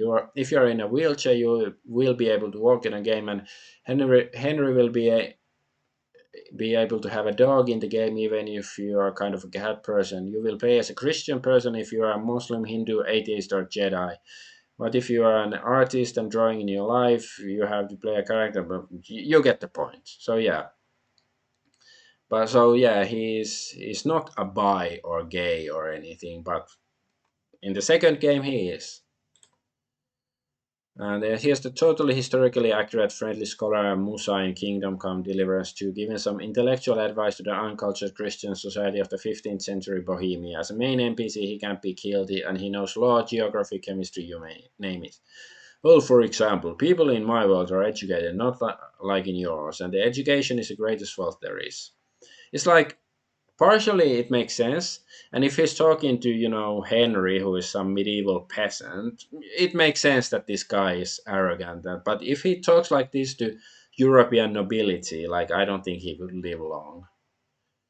Uh, and there's this Steam review. Nice try, but I will still not buy it. I will not ever buy, play, or pirate any game that features LGBT pronouns, POCs, uglified women, and leftoid preaching in a combination or separately. I will not financially support companies that use services of diversity consultants, practices increase ESG score for Larry BlackRock investment, or otherwise partake in DEI bridge or inclusive growth and any other rebrands of woke initiatives. I will Research this matter. I will never pre-order or buy later any game before making this information clear. I will spread this information online and in my social circles. I will instantly refund the game the moment dev sneaks in those features with an update right after leaving a negative review for all to see. Simple as. It's pretty based. Pretty based. Dragonini and his Chad, clearly. And then there's Star Wars Outlaw CDR level artist joins CD Projekt Red to work on The Witcher 4. So yeah, from Star Wars Outlaws to Witcher 4. It doesn't look good for Witcher 4. Okay, but now let's get to the meat of the matter. How long? It's been, oh my god. I'm gonna be here forever. Let's get to the original, the main, the piece de resistance or whatever, USAID. Excuse me while I have to find the correct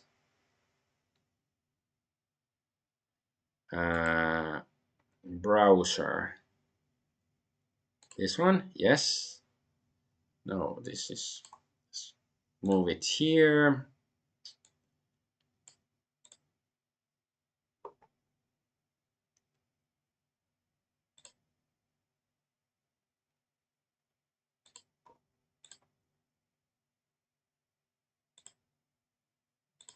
Let's see. Let's see.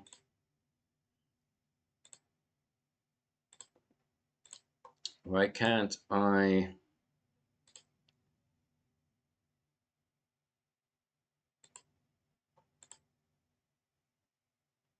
Because I have a separate Waterfox browser window open for the USAID stuff, but now I can't get it.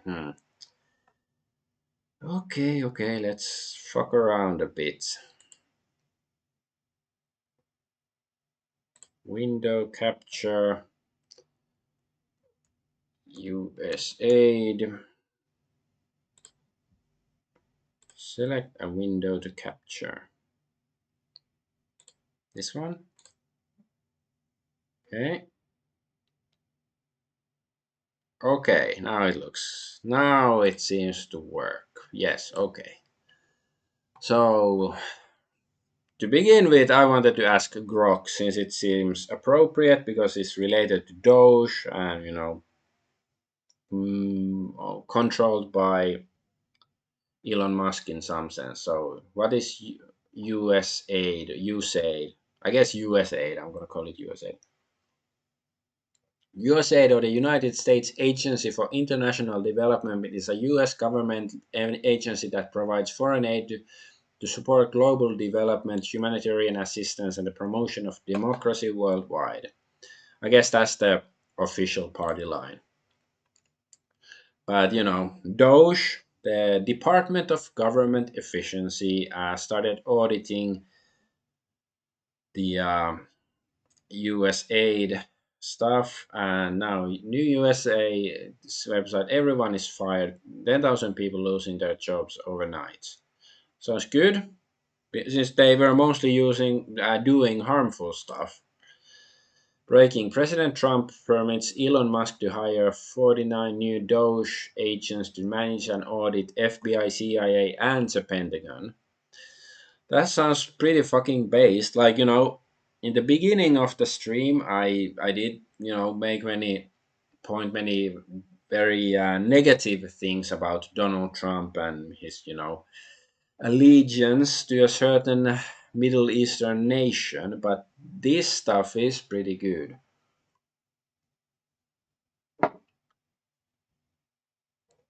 If they really will audit FBI, even CIA and the Pentagon, like that sounds like it's gonna lead to a civil war if that's really gonna go on. Like if they're truly gonna audit them. Like, yeah, that's actually dangerous business. Just, yeah. Somehow I doubt that's gonna happen like properly. Okay, and yeah, there's this judge blocks Musk team access to Treasury Department records. Federal judge has blocked Elon Musk's Department of Government Efficiency Doge from accessing the personal and financial data of millions of Americans in Treasury Department records, according to court documents. U.S. District Judge Paul A. Engelmeyer. Wonder what's his ethnicity. He's probably Jamaican or something, issued a preliminary injunction on Saturday to prohibit access, ordering Musk and his team to immediately destroy any copies of records. The move comes after 19 state attorneys general sued the Trump administration after Doge, the cost-cutting initiative led by Musk, was given access to the records. They argued access for Musk, a special government employee, and Doge, which is not an official government department, violated federal law. But it's like when I heard somewhere else that they are subcontractor or whatever, private entity hired by the government, so they should basically have rights to it. And I watched Sticks Hexenhammer's video on this. He said like, yeah, they should, Trump should just send the military in to get the files because they're trying to destroy evidence. Anyways,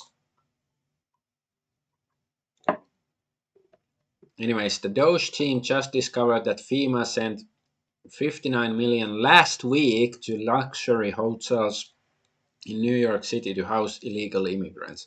And yeah, he's still Harry Belch. Harry Belch, whatever. What the fuck is that Harry Belch? Anyways, but this is Elon Musk. Sending this money violated the law and is in gross insubordination to president's executive order. That money is meant for American disaster relief and instead of is being spent on high-end hotels for illegals. A clawback demand will be made today to recoup those funds. So yeah, last week, luxury hotels in New York City to house illegal immigrants. It's like, how is this in any sense? Like, does it make sense in any sensible world? Like you can understand that the Democrats or the leftists, they really care about poor immigrants who are fleeing from poverty and whatever oppression in their countries, but like luxury hotels, and I think somewhere it said like 5-star hotels, and this is like just hatred towards anything normal and reasonable. And yeah, here they told us FEMA had no money for Americans on Maui, no money for Americans in East Palestine. No, it's Palestine. I think the pronunciation is different. East Palestine, Ohio. No money for Americans in Western North Carolina. But FEMA had an extra $1 billion to spend on illegals. What the fuck? This is criminal. Yeah, it is. It is. If it's true, it's criminal. Under Biden, FEMA took money away from Americans in need of disaster relief and spent it on 5-star hotels for illegals. Pure evil. Yeah, it is. Like it is. Harry here is correct. I do question some of the motives of Harry here and Donald Trump and stuff, but what Doge is doing seems like legit God's work, as they say. You're doing God's work. Like it seems really like that. Like, oh yeah, this is lawfare. Obama appointed judge threatened Trump and his team with arrest if they don't restore every last dime of funding that has been paused or cancelled. If the president wants to delay any payment, he will need to justify his request to the judge's personal satisfaction. What happens is that those who want the government corruption and waste to continue will shop around the country for an activist judge to do their bidding. It is an undemocratic and unconstitutional power grab by a tiny group of radical leftists. Tiny group of hats. I mean, yeah, let's move on. For the sake of, yeah, and then there's the legend of big balls. So yeah, there was I think his 19-year-old kid who is working for Doge. and there were some, let's say, offensive remarks he made online when he was 16, so 3 years ago, and he was fired, but then he was rehired, I think. So that's the controversy of the, legend of Big Boss. I probably heard his real name, but I think Big Boss is good enough. Are you going to tell him to apologize for saying normalize Indian hate before this rehire? Just ask him for the sake of both of our kids. So yeah, here's JD Vance is saying, for the sake of both of our kids, grow up. Racist trolls on the internet, while offensive, don't threaten my kids. You know what does? A culture that denies grace to people who make mistakes. A culture that encourages congressmen to act like whiny children. It's like, this is fucking based. Because, JD Vance, his wife is Indian, and therefore I presume his children are half Indian, and he's still, supporting the guy who said that. So that's, that's very respectable. Like, it's not like some, whiny bitch that, he understands that, you know that he probably doesn't really like what the kid said, but he's a kid and he said it, and even, people can still stay. They should have the right to be offensive, whether you agree or disagree with it. That's like, that goes to Kanye West. I don't agree with, some things. I think is very thought provoking, the stuff they said, and some I don't agree with, or like, posting porn, and his wife with the very exquisite dress, I don't agree with, but still, I wouldn't, like, it's still, I think people should have the right to do stuff you disagree with, at least, but if you start, castrating children or sacrificing them to Moloch, that's a different story. But anyway, so yeah, Doge staffer resigns over racist posts. The former Doge staffer advocated repealing the Civil Rights Act, backed a eugenic immigration policy, and wrote, "You could not pay me to marry outside my ethnicity." Okay, I don't know, like, what's this eugenic immigration policy is like. What does it actually mean? But like, yeah, you could not pay me to marry outside my, like, what's the, like, I can understand that, you can find this offensive. I don't find it offensive, but hey, my wife is Asian, my kid is half Asian, I'm Finnish, but it's like, I'm fine. I'm totally fine with people who are like, I wanna have a, 100 racially pure child. That's not wrong, evil in my book or anything. As if it's what you want to do, you do it. Like, if it doesn't, it doesn't imply that you want to, execute everybody who's different. And which post do you disagree with? So it's talking about Big Boss still. Normalize Indian hate. I was racist before it was cool. Okay, I'm gonna, that's something I disagree with. He's 19-year-old. I think a lot of people were um, racist before he was born. Anyways, I would not mind at all if Gaza and Israel were both wiped off the face of the earth. Well, yeah, I disagree. I sympathize with the Palestinians.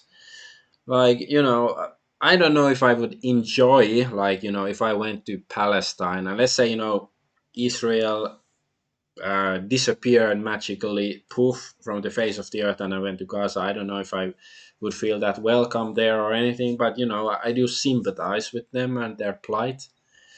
And you could not pay me to marry outside my ethnicity. Well, yeah, I sort of, now I'm thinking like I should have gotten paid. Anyways, but yeah, it's, you know, especially if as a teenager saying this stuff, like, you shouldn't really, like, if he's working for the government and you say some of this stuff, like, yeah, sure, you can question some of them a bit, but it's like, it's a fucking teenager. He's still a teenager. Like, I think the bigger story is like, if he's really a 19-year-old, like, how did he get hired for those? And I'm not, trying to shit on him. It's more like, genuinely curious. Like, how does a 19-year-old get hired for some, that's a very, distinctive and important role. Like, I assume he's some sort of like, computer genius nerd. Like, probably there was some, really hard computer test and he passed it, and that's why he got hired. But it's like, how does a 19-year-old kid get hired for that sort of position? Because thinking of the job I had when I was 19, it was quite different. And then there's this. So yeah, Anonymous is whining. I haven't even bothered to watch this video. I don't. I don't want to waste almost 4 minutes watching, but it's like Anonymous verified. This account is ID verified. If you are verified, you are not anonymous, right? Yeah, the jokes write themselves. I don't know. Maybe this is like, I don't know, some random, two-party American senator behind the mask, probably speaking, or whatever. Uniparty. That's what it's called. Rhino Uniparty. Those words.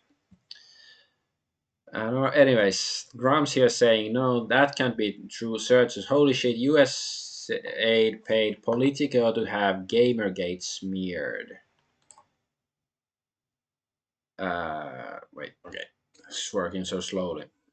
Time goes by so slowly. MAGA World is about to meet Taylor Swift's fandom. I won't go well. Gamergate community, Gamergate. So yeah, Politico supposedly got money from USAID, and they seem to be whining a lot about Gamergate. So yeah, the thing that I wondered about, because when Gamergate started, it was one of the really triggers was that pretty much, wasn't there like several games journalist outlets that had an article, something like Gamers. No, it was like one article, I guess. Anyway, but there was some article said gamers are dead. So was it the fucking deep state advocating for killing gamers? I know you're not supposed to take it literally, but hey, maybe they meant it literally. So people have wondered if our tax dollars were used to promote wokeness in video games, and the answer is yes. USAID paid Politico millions per year to write pieces like this one, which promotes diversity and describes Gamergate as a disinformation and harassment campaign. So yeah, the fucking deep state, like I've said it before, other people have said it before, it was a mistake. Like, you should just let gamers be gamers and care only about, like, the boobs on Pikachu or something, instead of trying to, I don't know, ruin their hobbies. Like, you should let gamers play games instead of making them politically active, because of bullshit like this, many gamers became more politically active. So I do think they sort of fucked up. Even though, going back to Kingdom Come 2, maybe the wokies did win, because a lot of gamers don't seem to care about the wokeness, as long as it has some quality, some degree of quality to the game. Even though, like, the beginning of Kingdom Come 2 seemed like to have like too many cutscenes, definitely. Anyways, but here it says USAID safeguards internet access in Ukraine through public-private partnership with SpaceX. So is SpaceX getting USAID too? Yes, Stu Peters asked Elon Musk, what is this? Is it like a conflict in interest? But it's not a really a surprise, because we did know that space, like, the whatever satellite internet crap that they, SpaceX was giving them it in Ukraine. But you could say it's a part of, it is partially like conflict of interest, though. And here's some Vaush was funded by USAID. Richard Hanania. Like, who is? I've heard the name, but I'm not quite sure who it is. Shlomo Hanania. Come on. So yeah, they Center for Study for Partisanship and Ideology. But yeah, Vaush. Well, let's get to that stuff eventually. Let's see. But yeah, Ron Paul here is saying, like, I supported Ron Paul back in 2012 for president, even though I'm not American. But like, had he become president back then, I think the world would be a much better place. Like, we wouldn't have suffered through a decade of wokeness. I genuinely believe that if Ron Paul had become president and actually, allowed to do what he wanted to do. But anyway, he says nearly all mainstream media worldwide has been funded by the US government under USAID. No wonder they all repeat the same things. Just think about it. Like, you crazy conspiracy theorists that they're not all in on it, but they were. I don't even want to watch the videos. Like, it's Ron Paul. Of course, he's telling the truth. It's fucking Ron Paul, man. Just think, every fucking conspiracy theory ever is vindicated, but that's Ron Paul just proved that fucking reptilians are real because it's like, very basic stuff. Like, it was almost 20 years ago on like Conan O'Brien's show. He had like this, um, bit about showing how a bunch of different media outlets are repeating exactly the same words, and that was just for humorous purposes. But people have been using, pointing out that, yeah, that's because they are controlled by the same entity, and yeah, the USA stuff is sort of proving that, I guess. Okay, Ground saying all hit pieces against gamers were never organic. They were funded and propped up by Gov and agenda-driven investors and owners. And it's just like, it's still like I'm asking the question because I don't really understand why. Like, why not let sleeping dogs lie? Like, I mentioned this in another stream. Like, did they have like a prophecy or something, or some a super smart computer making the prediction that gamers will be the one to bring out the new revolution that will destroy the current oligarchy, and that's why they're attacking gamers before they can do that. But then it's this self-fulfilling prophecy that they're actually mobilizing gamers against the establishment, and therefore the gamers want to overthrow the establishment, or why? I don't know. USA also funded video games to highlight gender issues. USA promotes gender equality and improved health through Half the Sky movement mobile games. Okay, yeah, so the fucking US government was behind wokeness, so what a fucking surprise, right?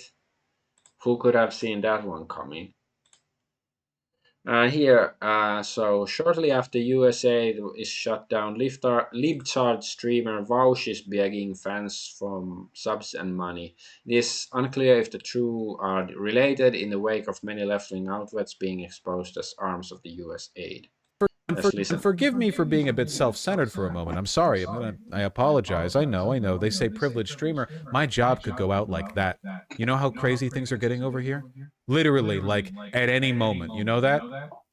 They could just say, hey, YouTube, it's un-American of you to allow left-leaning people to post videos. These communist videos are pro-China. Kablamo, I'm out. And that's a little scary. It's literally like there's no, like, it's a day-by-day thing. I wake up every morning and I check. So I'm just saying, in the meantime, maybe I'm a little bit more like and subscribe-y than usual. You have a backup platform you're planning to go to if shit hits the fan? Yeah, there's a corner under, like, right next to the 5 in downtown Seattle that I don't usually see other people panhandling on. So, okay, as far as I know, it hasn't been confirmed that Vaush or other of the so-called, leftist bread tubers were paid by US aid. But yeah, here's Neon asking, oh wait, people are actually serious about some bread troopers being bankrupt by the USA. Can this be proven or it's just speculation? So yeah, as far as I know, it's still speculation. And I did see some other tweet saying that, they searched. I don't know where was it. Let's go back. Like, was it whatever this? I don't know where this is, what website or whatever. But they search some people like this. Like, even if they don't find Voucher's name there, I don't know what his real name is.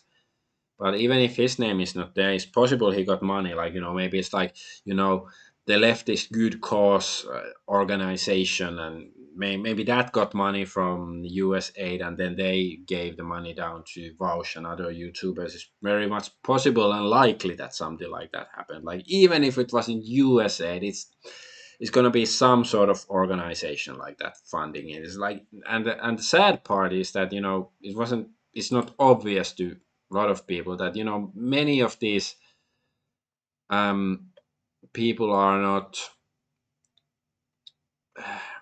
like, they're not organic, like their success. And to me, it was sort of obvious that many of these, there's somebody promoting and bankrolling these. And it's like, even somebody like, Asmongold, and I sort of like, I like the guy. I really do think that the Asmongold himself is a decent guy, but he's still sort of, let's say, controlled in some sense, like, and occasionally he does really, bring out really good information to a larger audience, but sometimes, he can also act as a gatekeeper and, keeping out certain things that are, they don't want to be visible, because, he works for Night Media, whatever it's called. So it's, there is this aspect of, like, anybody who is really famous, it's they are handled or controlled or manipulated in some manner. um but yeah, to this, talk this, like Neon asked, can this be proven or is it just speculation? It's like, even if you can't prove something, it's like, you know uh, even, just common sense can say that, somebody is like, okay, Jordan Peterson. That he's my, number one example here, because I remember when Jordan Peterson became, well known about a decade ago. Like, every fucking YouTube skeptic was talking about it, Sargon of Akkad and people like that, the so-called skeptic community that existed back then. And everybody was praising him, and, because he was fired from his university for refusing to use pronouns or something. As of course, I, agree with the basic idea, but it was just like, made the alarm lights go off in my head. It's like, why is everybody talking about this guy? And it's like, it's obvious that, there's it's not organic. Like, it's not just, because, like, partially, certainly, because everybody's talking about him and other people hear about him, they become interested in the message. But it's clearly that there are, monetary or political interest behind that. Oh, they want to promote certain narrative. This is how they do it. And I want to point out, like, my, one a logical fallacy I've noted in my own life, that I've noticed that maybe there is like a proper formal explanation for this term, but I call it the academic fallacy. And this can be, summed up with the, word source. Like, sometimes you hear a narrative or a claim or something, and you say, like, okay, that doesn't sound right, or like they probably doing it because of some, some sort of, they have some agenda behind them. But then, so let's say the useful idiots will say, source, you can't prove that, so therefore you are true, you are false, you are wrong. Okay, I am, I've been drinking wine for a couple of hours now, and it is finally starting to affect me. That's my excuse. So anyways, so that's the academic fallacy, that it assumes that you have to be able to prove everything with perfect accuracy, and that's not how like when you're talking about conspiracies, and conspiracy is just two or more people doing something malicious or illegal in secret, then this would constitute as a conspiracy if YouTubers get paid money under the table to promote certain narratives. That is a conspiracy. Like I consider even advertising often it could be described as a conspiracy, because it's basically a company trying to manipulate you to buy their product. So that is a conspiracy in my opinion. Um. So, anyways, the best example in my opinion is that in wartime two or more sides conspire against each other. Like let's say World War II, there's the Allies and the Axis. They conspire against each other to the generals on both sides conspire against the generals on the other side to harm them, to kill their soldiers and take their resources and capture their strategic locations. That's conspiring. But in wartime, you cannot wait 5 years to get the academic study to prove. Like you think like, oh, maybe the allies, they're gonna um, you know do their assault. Maybe they're gonna attack in you know uh, the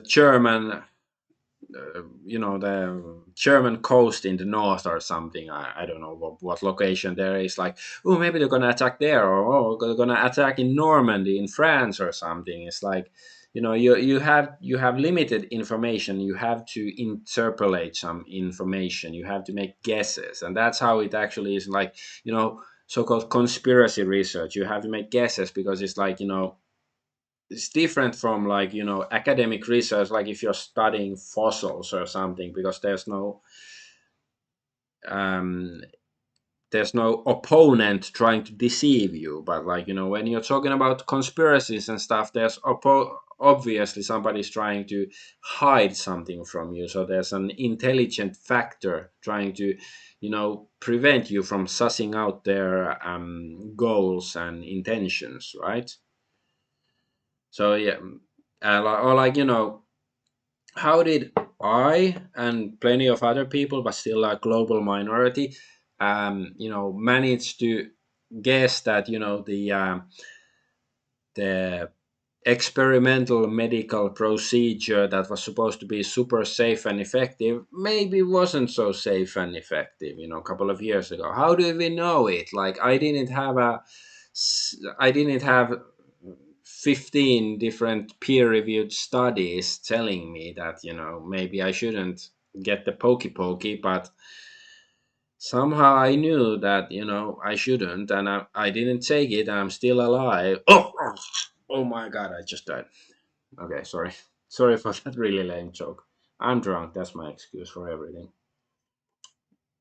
Well, so yeah, all these e-celebs, media pundits, color revolutions, there's when these things happen, you should always assume that there is something more going on, even if you cannot prove, you cannot say that there's revolution just hypothetically, say that there's a revolution going in Azerbaijan. It's like, okay, who benefits? Like, who is like, is it Russia, is it America, is it Israel, is it, I don't know, China, or Uganda? Maybe Uganda is, there's always something like this. Like,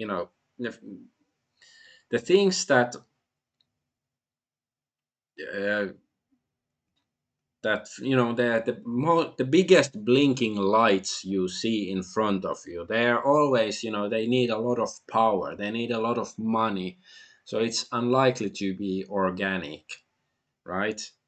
Okay, let's go on. But it's just like, this is very important because like now the USAID stuff, like it seems to be, it's getting dismantled, so the amount of lies and propaganda might go down, but it doesn't mean that it's going to be non-existent. Like let's say that US fixes its shit, and there's no longer going to be this level of manipulation, but there's still plenty of other countries that will try to propagandize you and manipulate you. So there's the quote, like the eternal vigilance is the price we pay for freedom. Eternal vigilance is the price we pay for freedom. That's the quote. I really like the quote. So it's like, remember, they're all pushing some fucking agenda. So yeah, and of course BBC was getting like 8% of their money they were getting from USA. Like, isn't this like a joke or something? And it's like, it made me think of something. Um, because nowadays, it means that, the US was giving BBC money. It means that sort of that, the UK was a puppet of America, right? Because it's like they give the money, so who pays the piper dictates the tune, or however the quote is supposed to go. But like but wasn't it usually in history that that tributaries, like a state, China or Rome or something, they're much stronger than their neighbors, and then they force them to be tributaries, and the tributaries give money to China or Rome, the big guy. But nowadays it sort of almost seems like the opposite. That United States is the big guy, and then he is giving money to everybody else, so they would play ball. Is it reverse, or maybe my understanding of history or economic whatever policy is wrong? But that's something I thought of. But it's like, isn't it absurd that United States is only 8%, but it's still it's probably a great deal of money. Like if I got the funding that went to BBC, I would be very happy, and I wouldn't have to work for a few years at least, right? Defund the BBC, yeah, abolish the BBC, I would say. Here, $1.5 million to target Gab and other alternative platforms. So here it says second core activity will be the analysis of social media data. The data collected through Moonshot's proprietary technology will take the form of entirely anonymized sentiment and risk-coded text from multiple online platforms which regularly host content promoting targeted violence. Analysis will be conducted on 18 months worth of data sources from platforms such as Gab, Telegram, 4chan, Stormfront, Getter, My Militia, and 8kun. Other more mainstream platforms may also be investigated for the presence of violent content.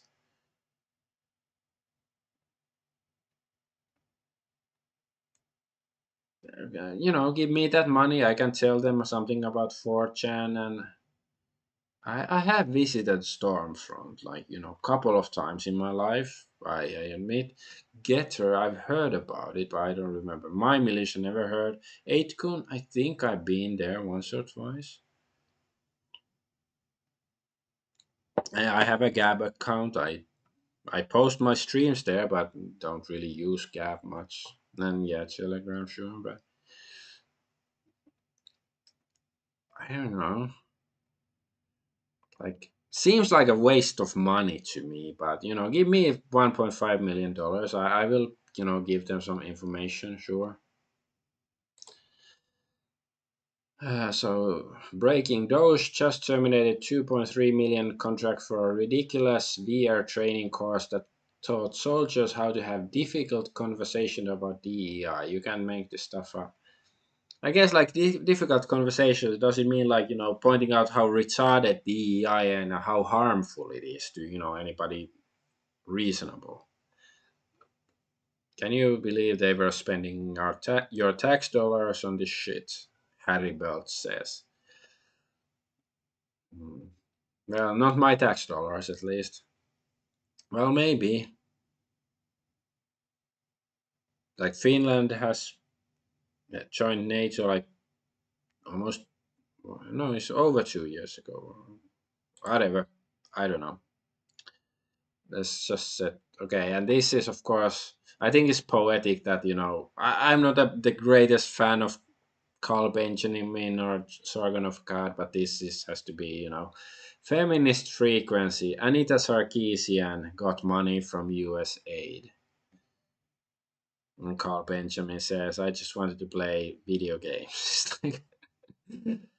And this is feminist frequency 2023. So did she get money only like 2 years ago, or did she get money like back in the beginning when I think feminist frequency was a thing already like 10 years ago or something.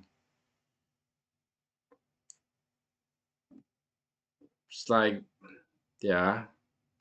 So just look at this. Like fucking feminist frequency got paid by the US government to promote their feminist propaganda. The subversive, woke ass Marxist, cultural Marxist, feminist, Jewish propaganda.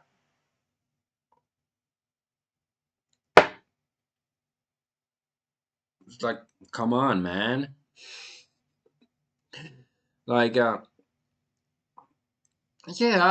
I think you should like, I think this says that a conspiratorial mindset to politics and history is right.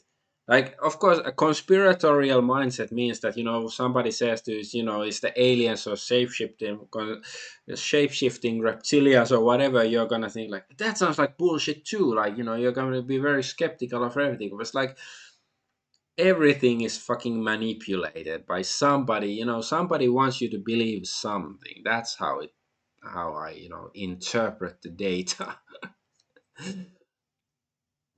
Do not strongly interpret the dot. I will interpret it very strongly.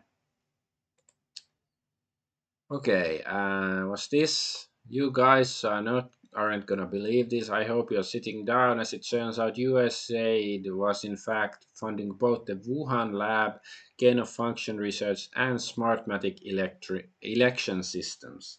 Does this mean the USAID was simultaneously funding both the election rigging technology that would steal the 2020 election, plus plus plus, what does mean, while manufacturing and releasing weaponized virus that would distract the world from the theft of said election? I didn't actually look at these images. I just like, oh, that sounds very inflammatory, but like U.S. Agency for International Development, University of California, Davis, Eco Health Alliance, Wuhan. Yeah, I've heard about Eco Health, Wuhan University, Wuhan Institute of Virology. So, Sen Marshall leads effort demanding USAID ceases Eco Health Alliance funding. U.S. Agency for International Development, USA, demanding that her agency suspend its taxpayer-funded financial awards to Eco Health Alliance. Wuhan University, second tier sub-award awarded through USAID award recipients. Biological samples, bats, other vital. This first tier sub awards provided. The other two sub awards were funded through a cooperative agreement from the USA Agency for International Development, USAID. Second tier sub awards provided by first tier sub recipient EcoHealth Alliance. US government invests 500,000 USD to pilot new voting technologies in 2024 Bosnia and Herzegovina municipal elections. So they're rigging the election in Bosnia and Herzegovina. Okay, the pilot will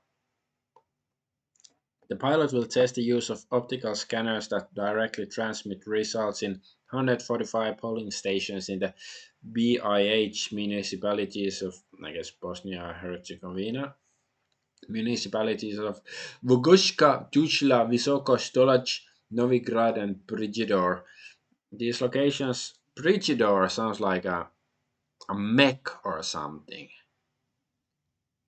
It's some sort of combat mech, right? Okay, these locations were selected by USAID and the CEC to provide a statistically relevant sample of municipalities and polling stations that are democratically politically representative of BIH. The scanners will be provided by technology company Smartmatic. Yeah, this, that's what the data here seems to suggest. Like, maybe there's something that this guy missed.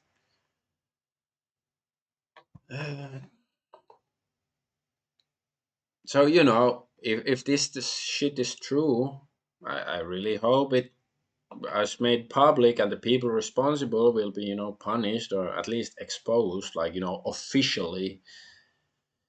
Um, but yeah, I still, sort of question even the Wuhan lab stuff. Like, do we know there was a fucking virus? Like, has it been isolated outside of China? Like the virus? And yeah, breaking. George Soros received 260 million for USAID. He didn't spend his own money to destroy American justice system. He used ours. And also, color revolutions. He been funding them for years, like across the world?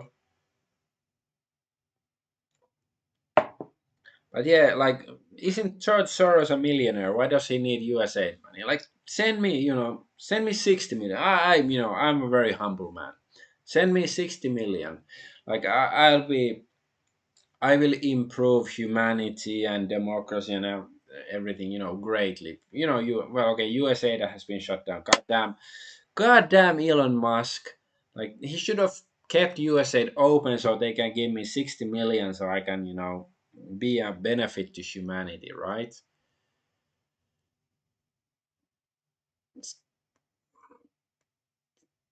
But yeah, the people who are like, oh, you're stupid conspiracy theorists. It's like, people conspire. People um people act in their rational self-interest. That's basically what it means, and some people are not very moral about it. And this is not USAID, but this is just, to point out. So anyways, let's read the story first. Germany is seeing a rise in protest against the right nationwide. Bild reports that the organizers are often funded by the left-green government with taxpayer money. Who is behind the mass demonstrations in Germany? Federal ministries are supporting protests with taxpayers' money. It's like, yeah, organic. And just remember the right-wing party, the AFD, Alternative for Deutschland, is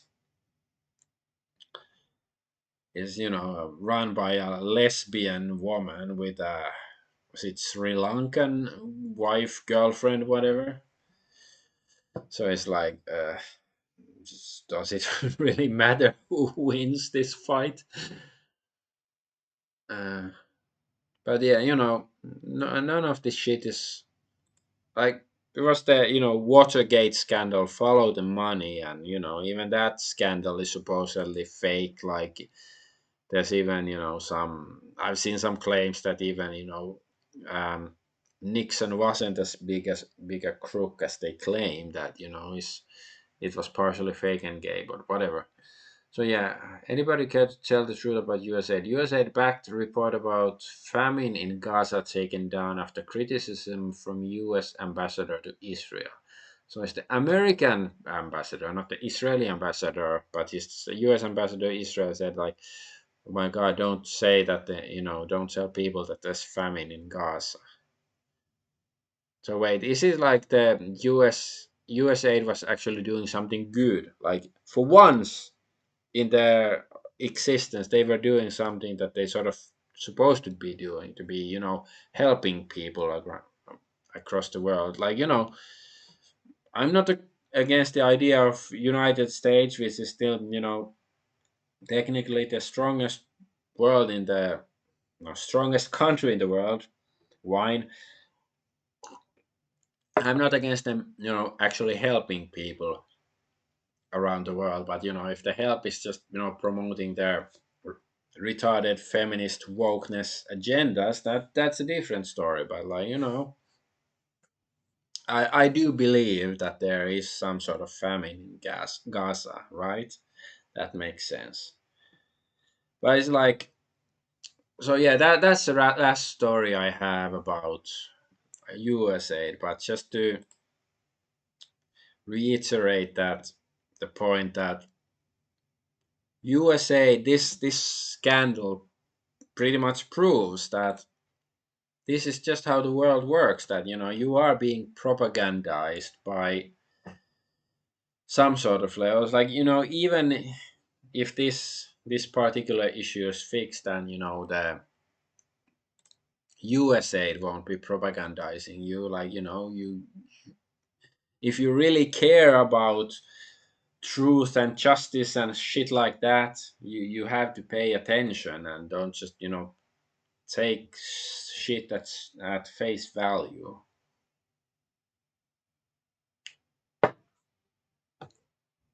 Like, it's all very inorganic. Like, it's all about the money. It's all about the bing bing baga bum boom, whatever. There was some song back in the day.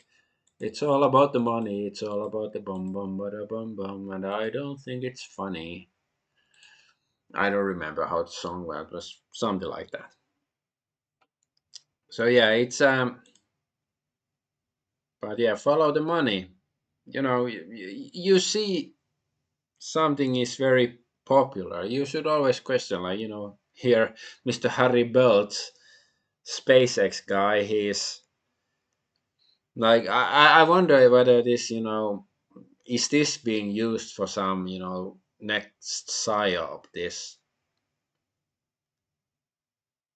um you know uh, telling us about all the evil that USAID has been doing. Like, is this just a, basically the opening chapter to the next psyop, or is it just like, yeah, they're is it all in the up and up, as they say? Like, I honestly don't know. Should,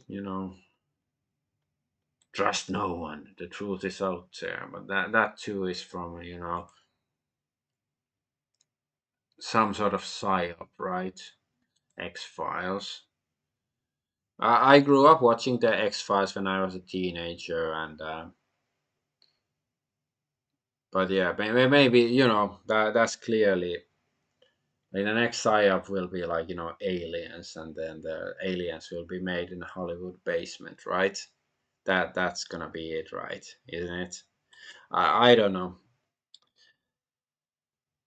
Uh, but that, I guess this is it. I finally got through it. How long? It's 2.5 hours. So it's definitely the longest golden news I've had, but it's also the, for a gaming stream this is not long, but this wasn't a gaming stream.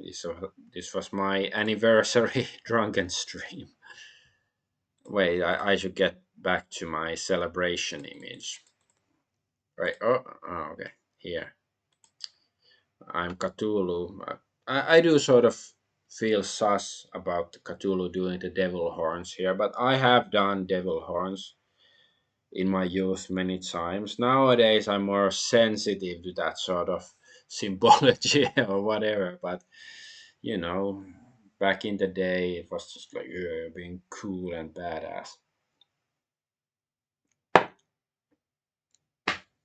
But yeah, wokeness is subversion, and that's why Kingdom Come 2 is still woke, even though if it's a decent game, it's still woke, and I'm not a fan of it. And USA, it is a step in the right direction. But just be careful. Like don't be too trusting. Don't be too blue-eyed, because in Finnish we have a saying sinisilmäinen, which just means literally blue-eyed. It means you're gullible. Like they might be taking you up the garden path, as they say, even with the USAID. Even though, like, I do think, let's say 80% of the USAID revelations are, legit and tell you the truth, but like, it might still be promoting a certain narrative that is less accurate and stuff. But that's it. I'm Adventure Argonaut. Thank you for coming to my anniversary drunken stream, and I'm gonna be heading to the toilet. Bye bye.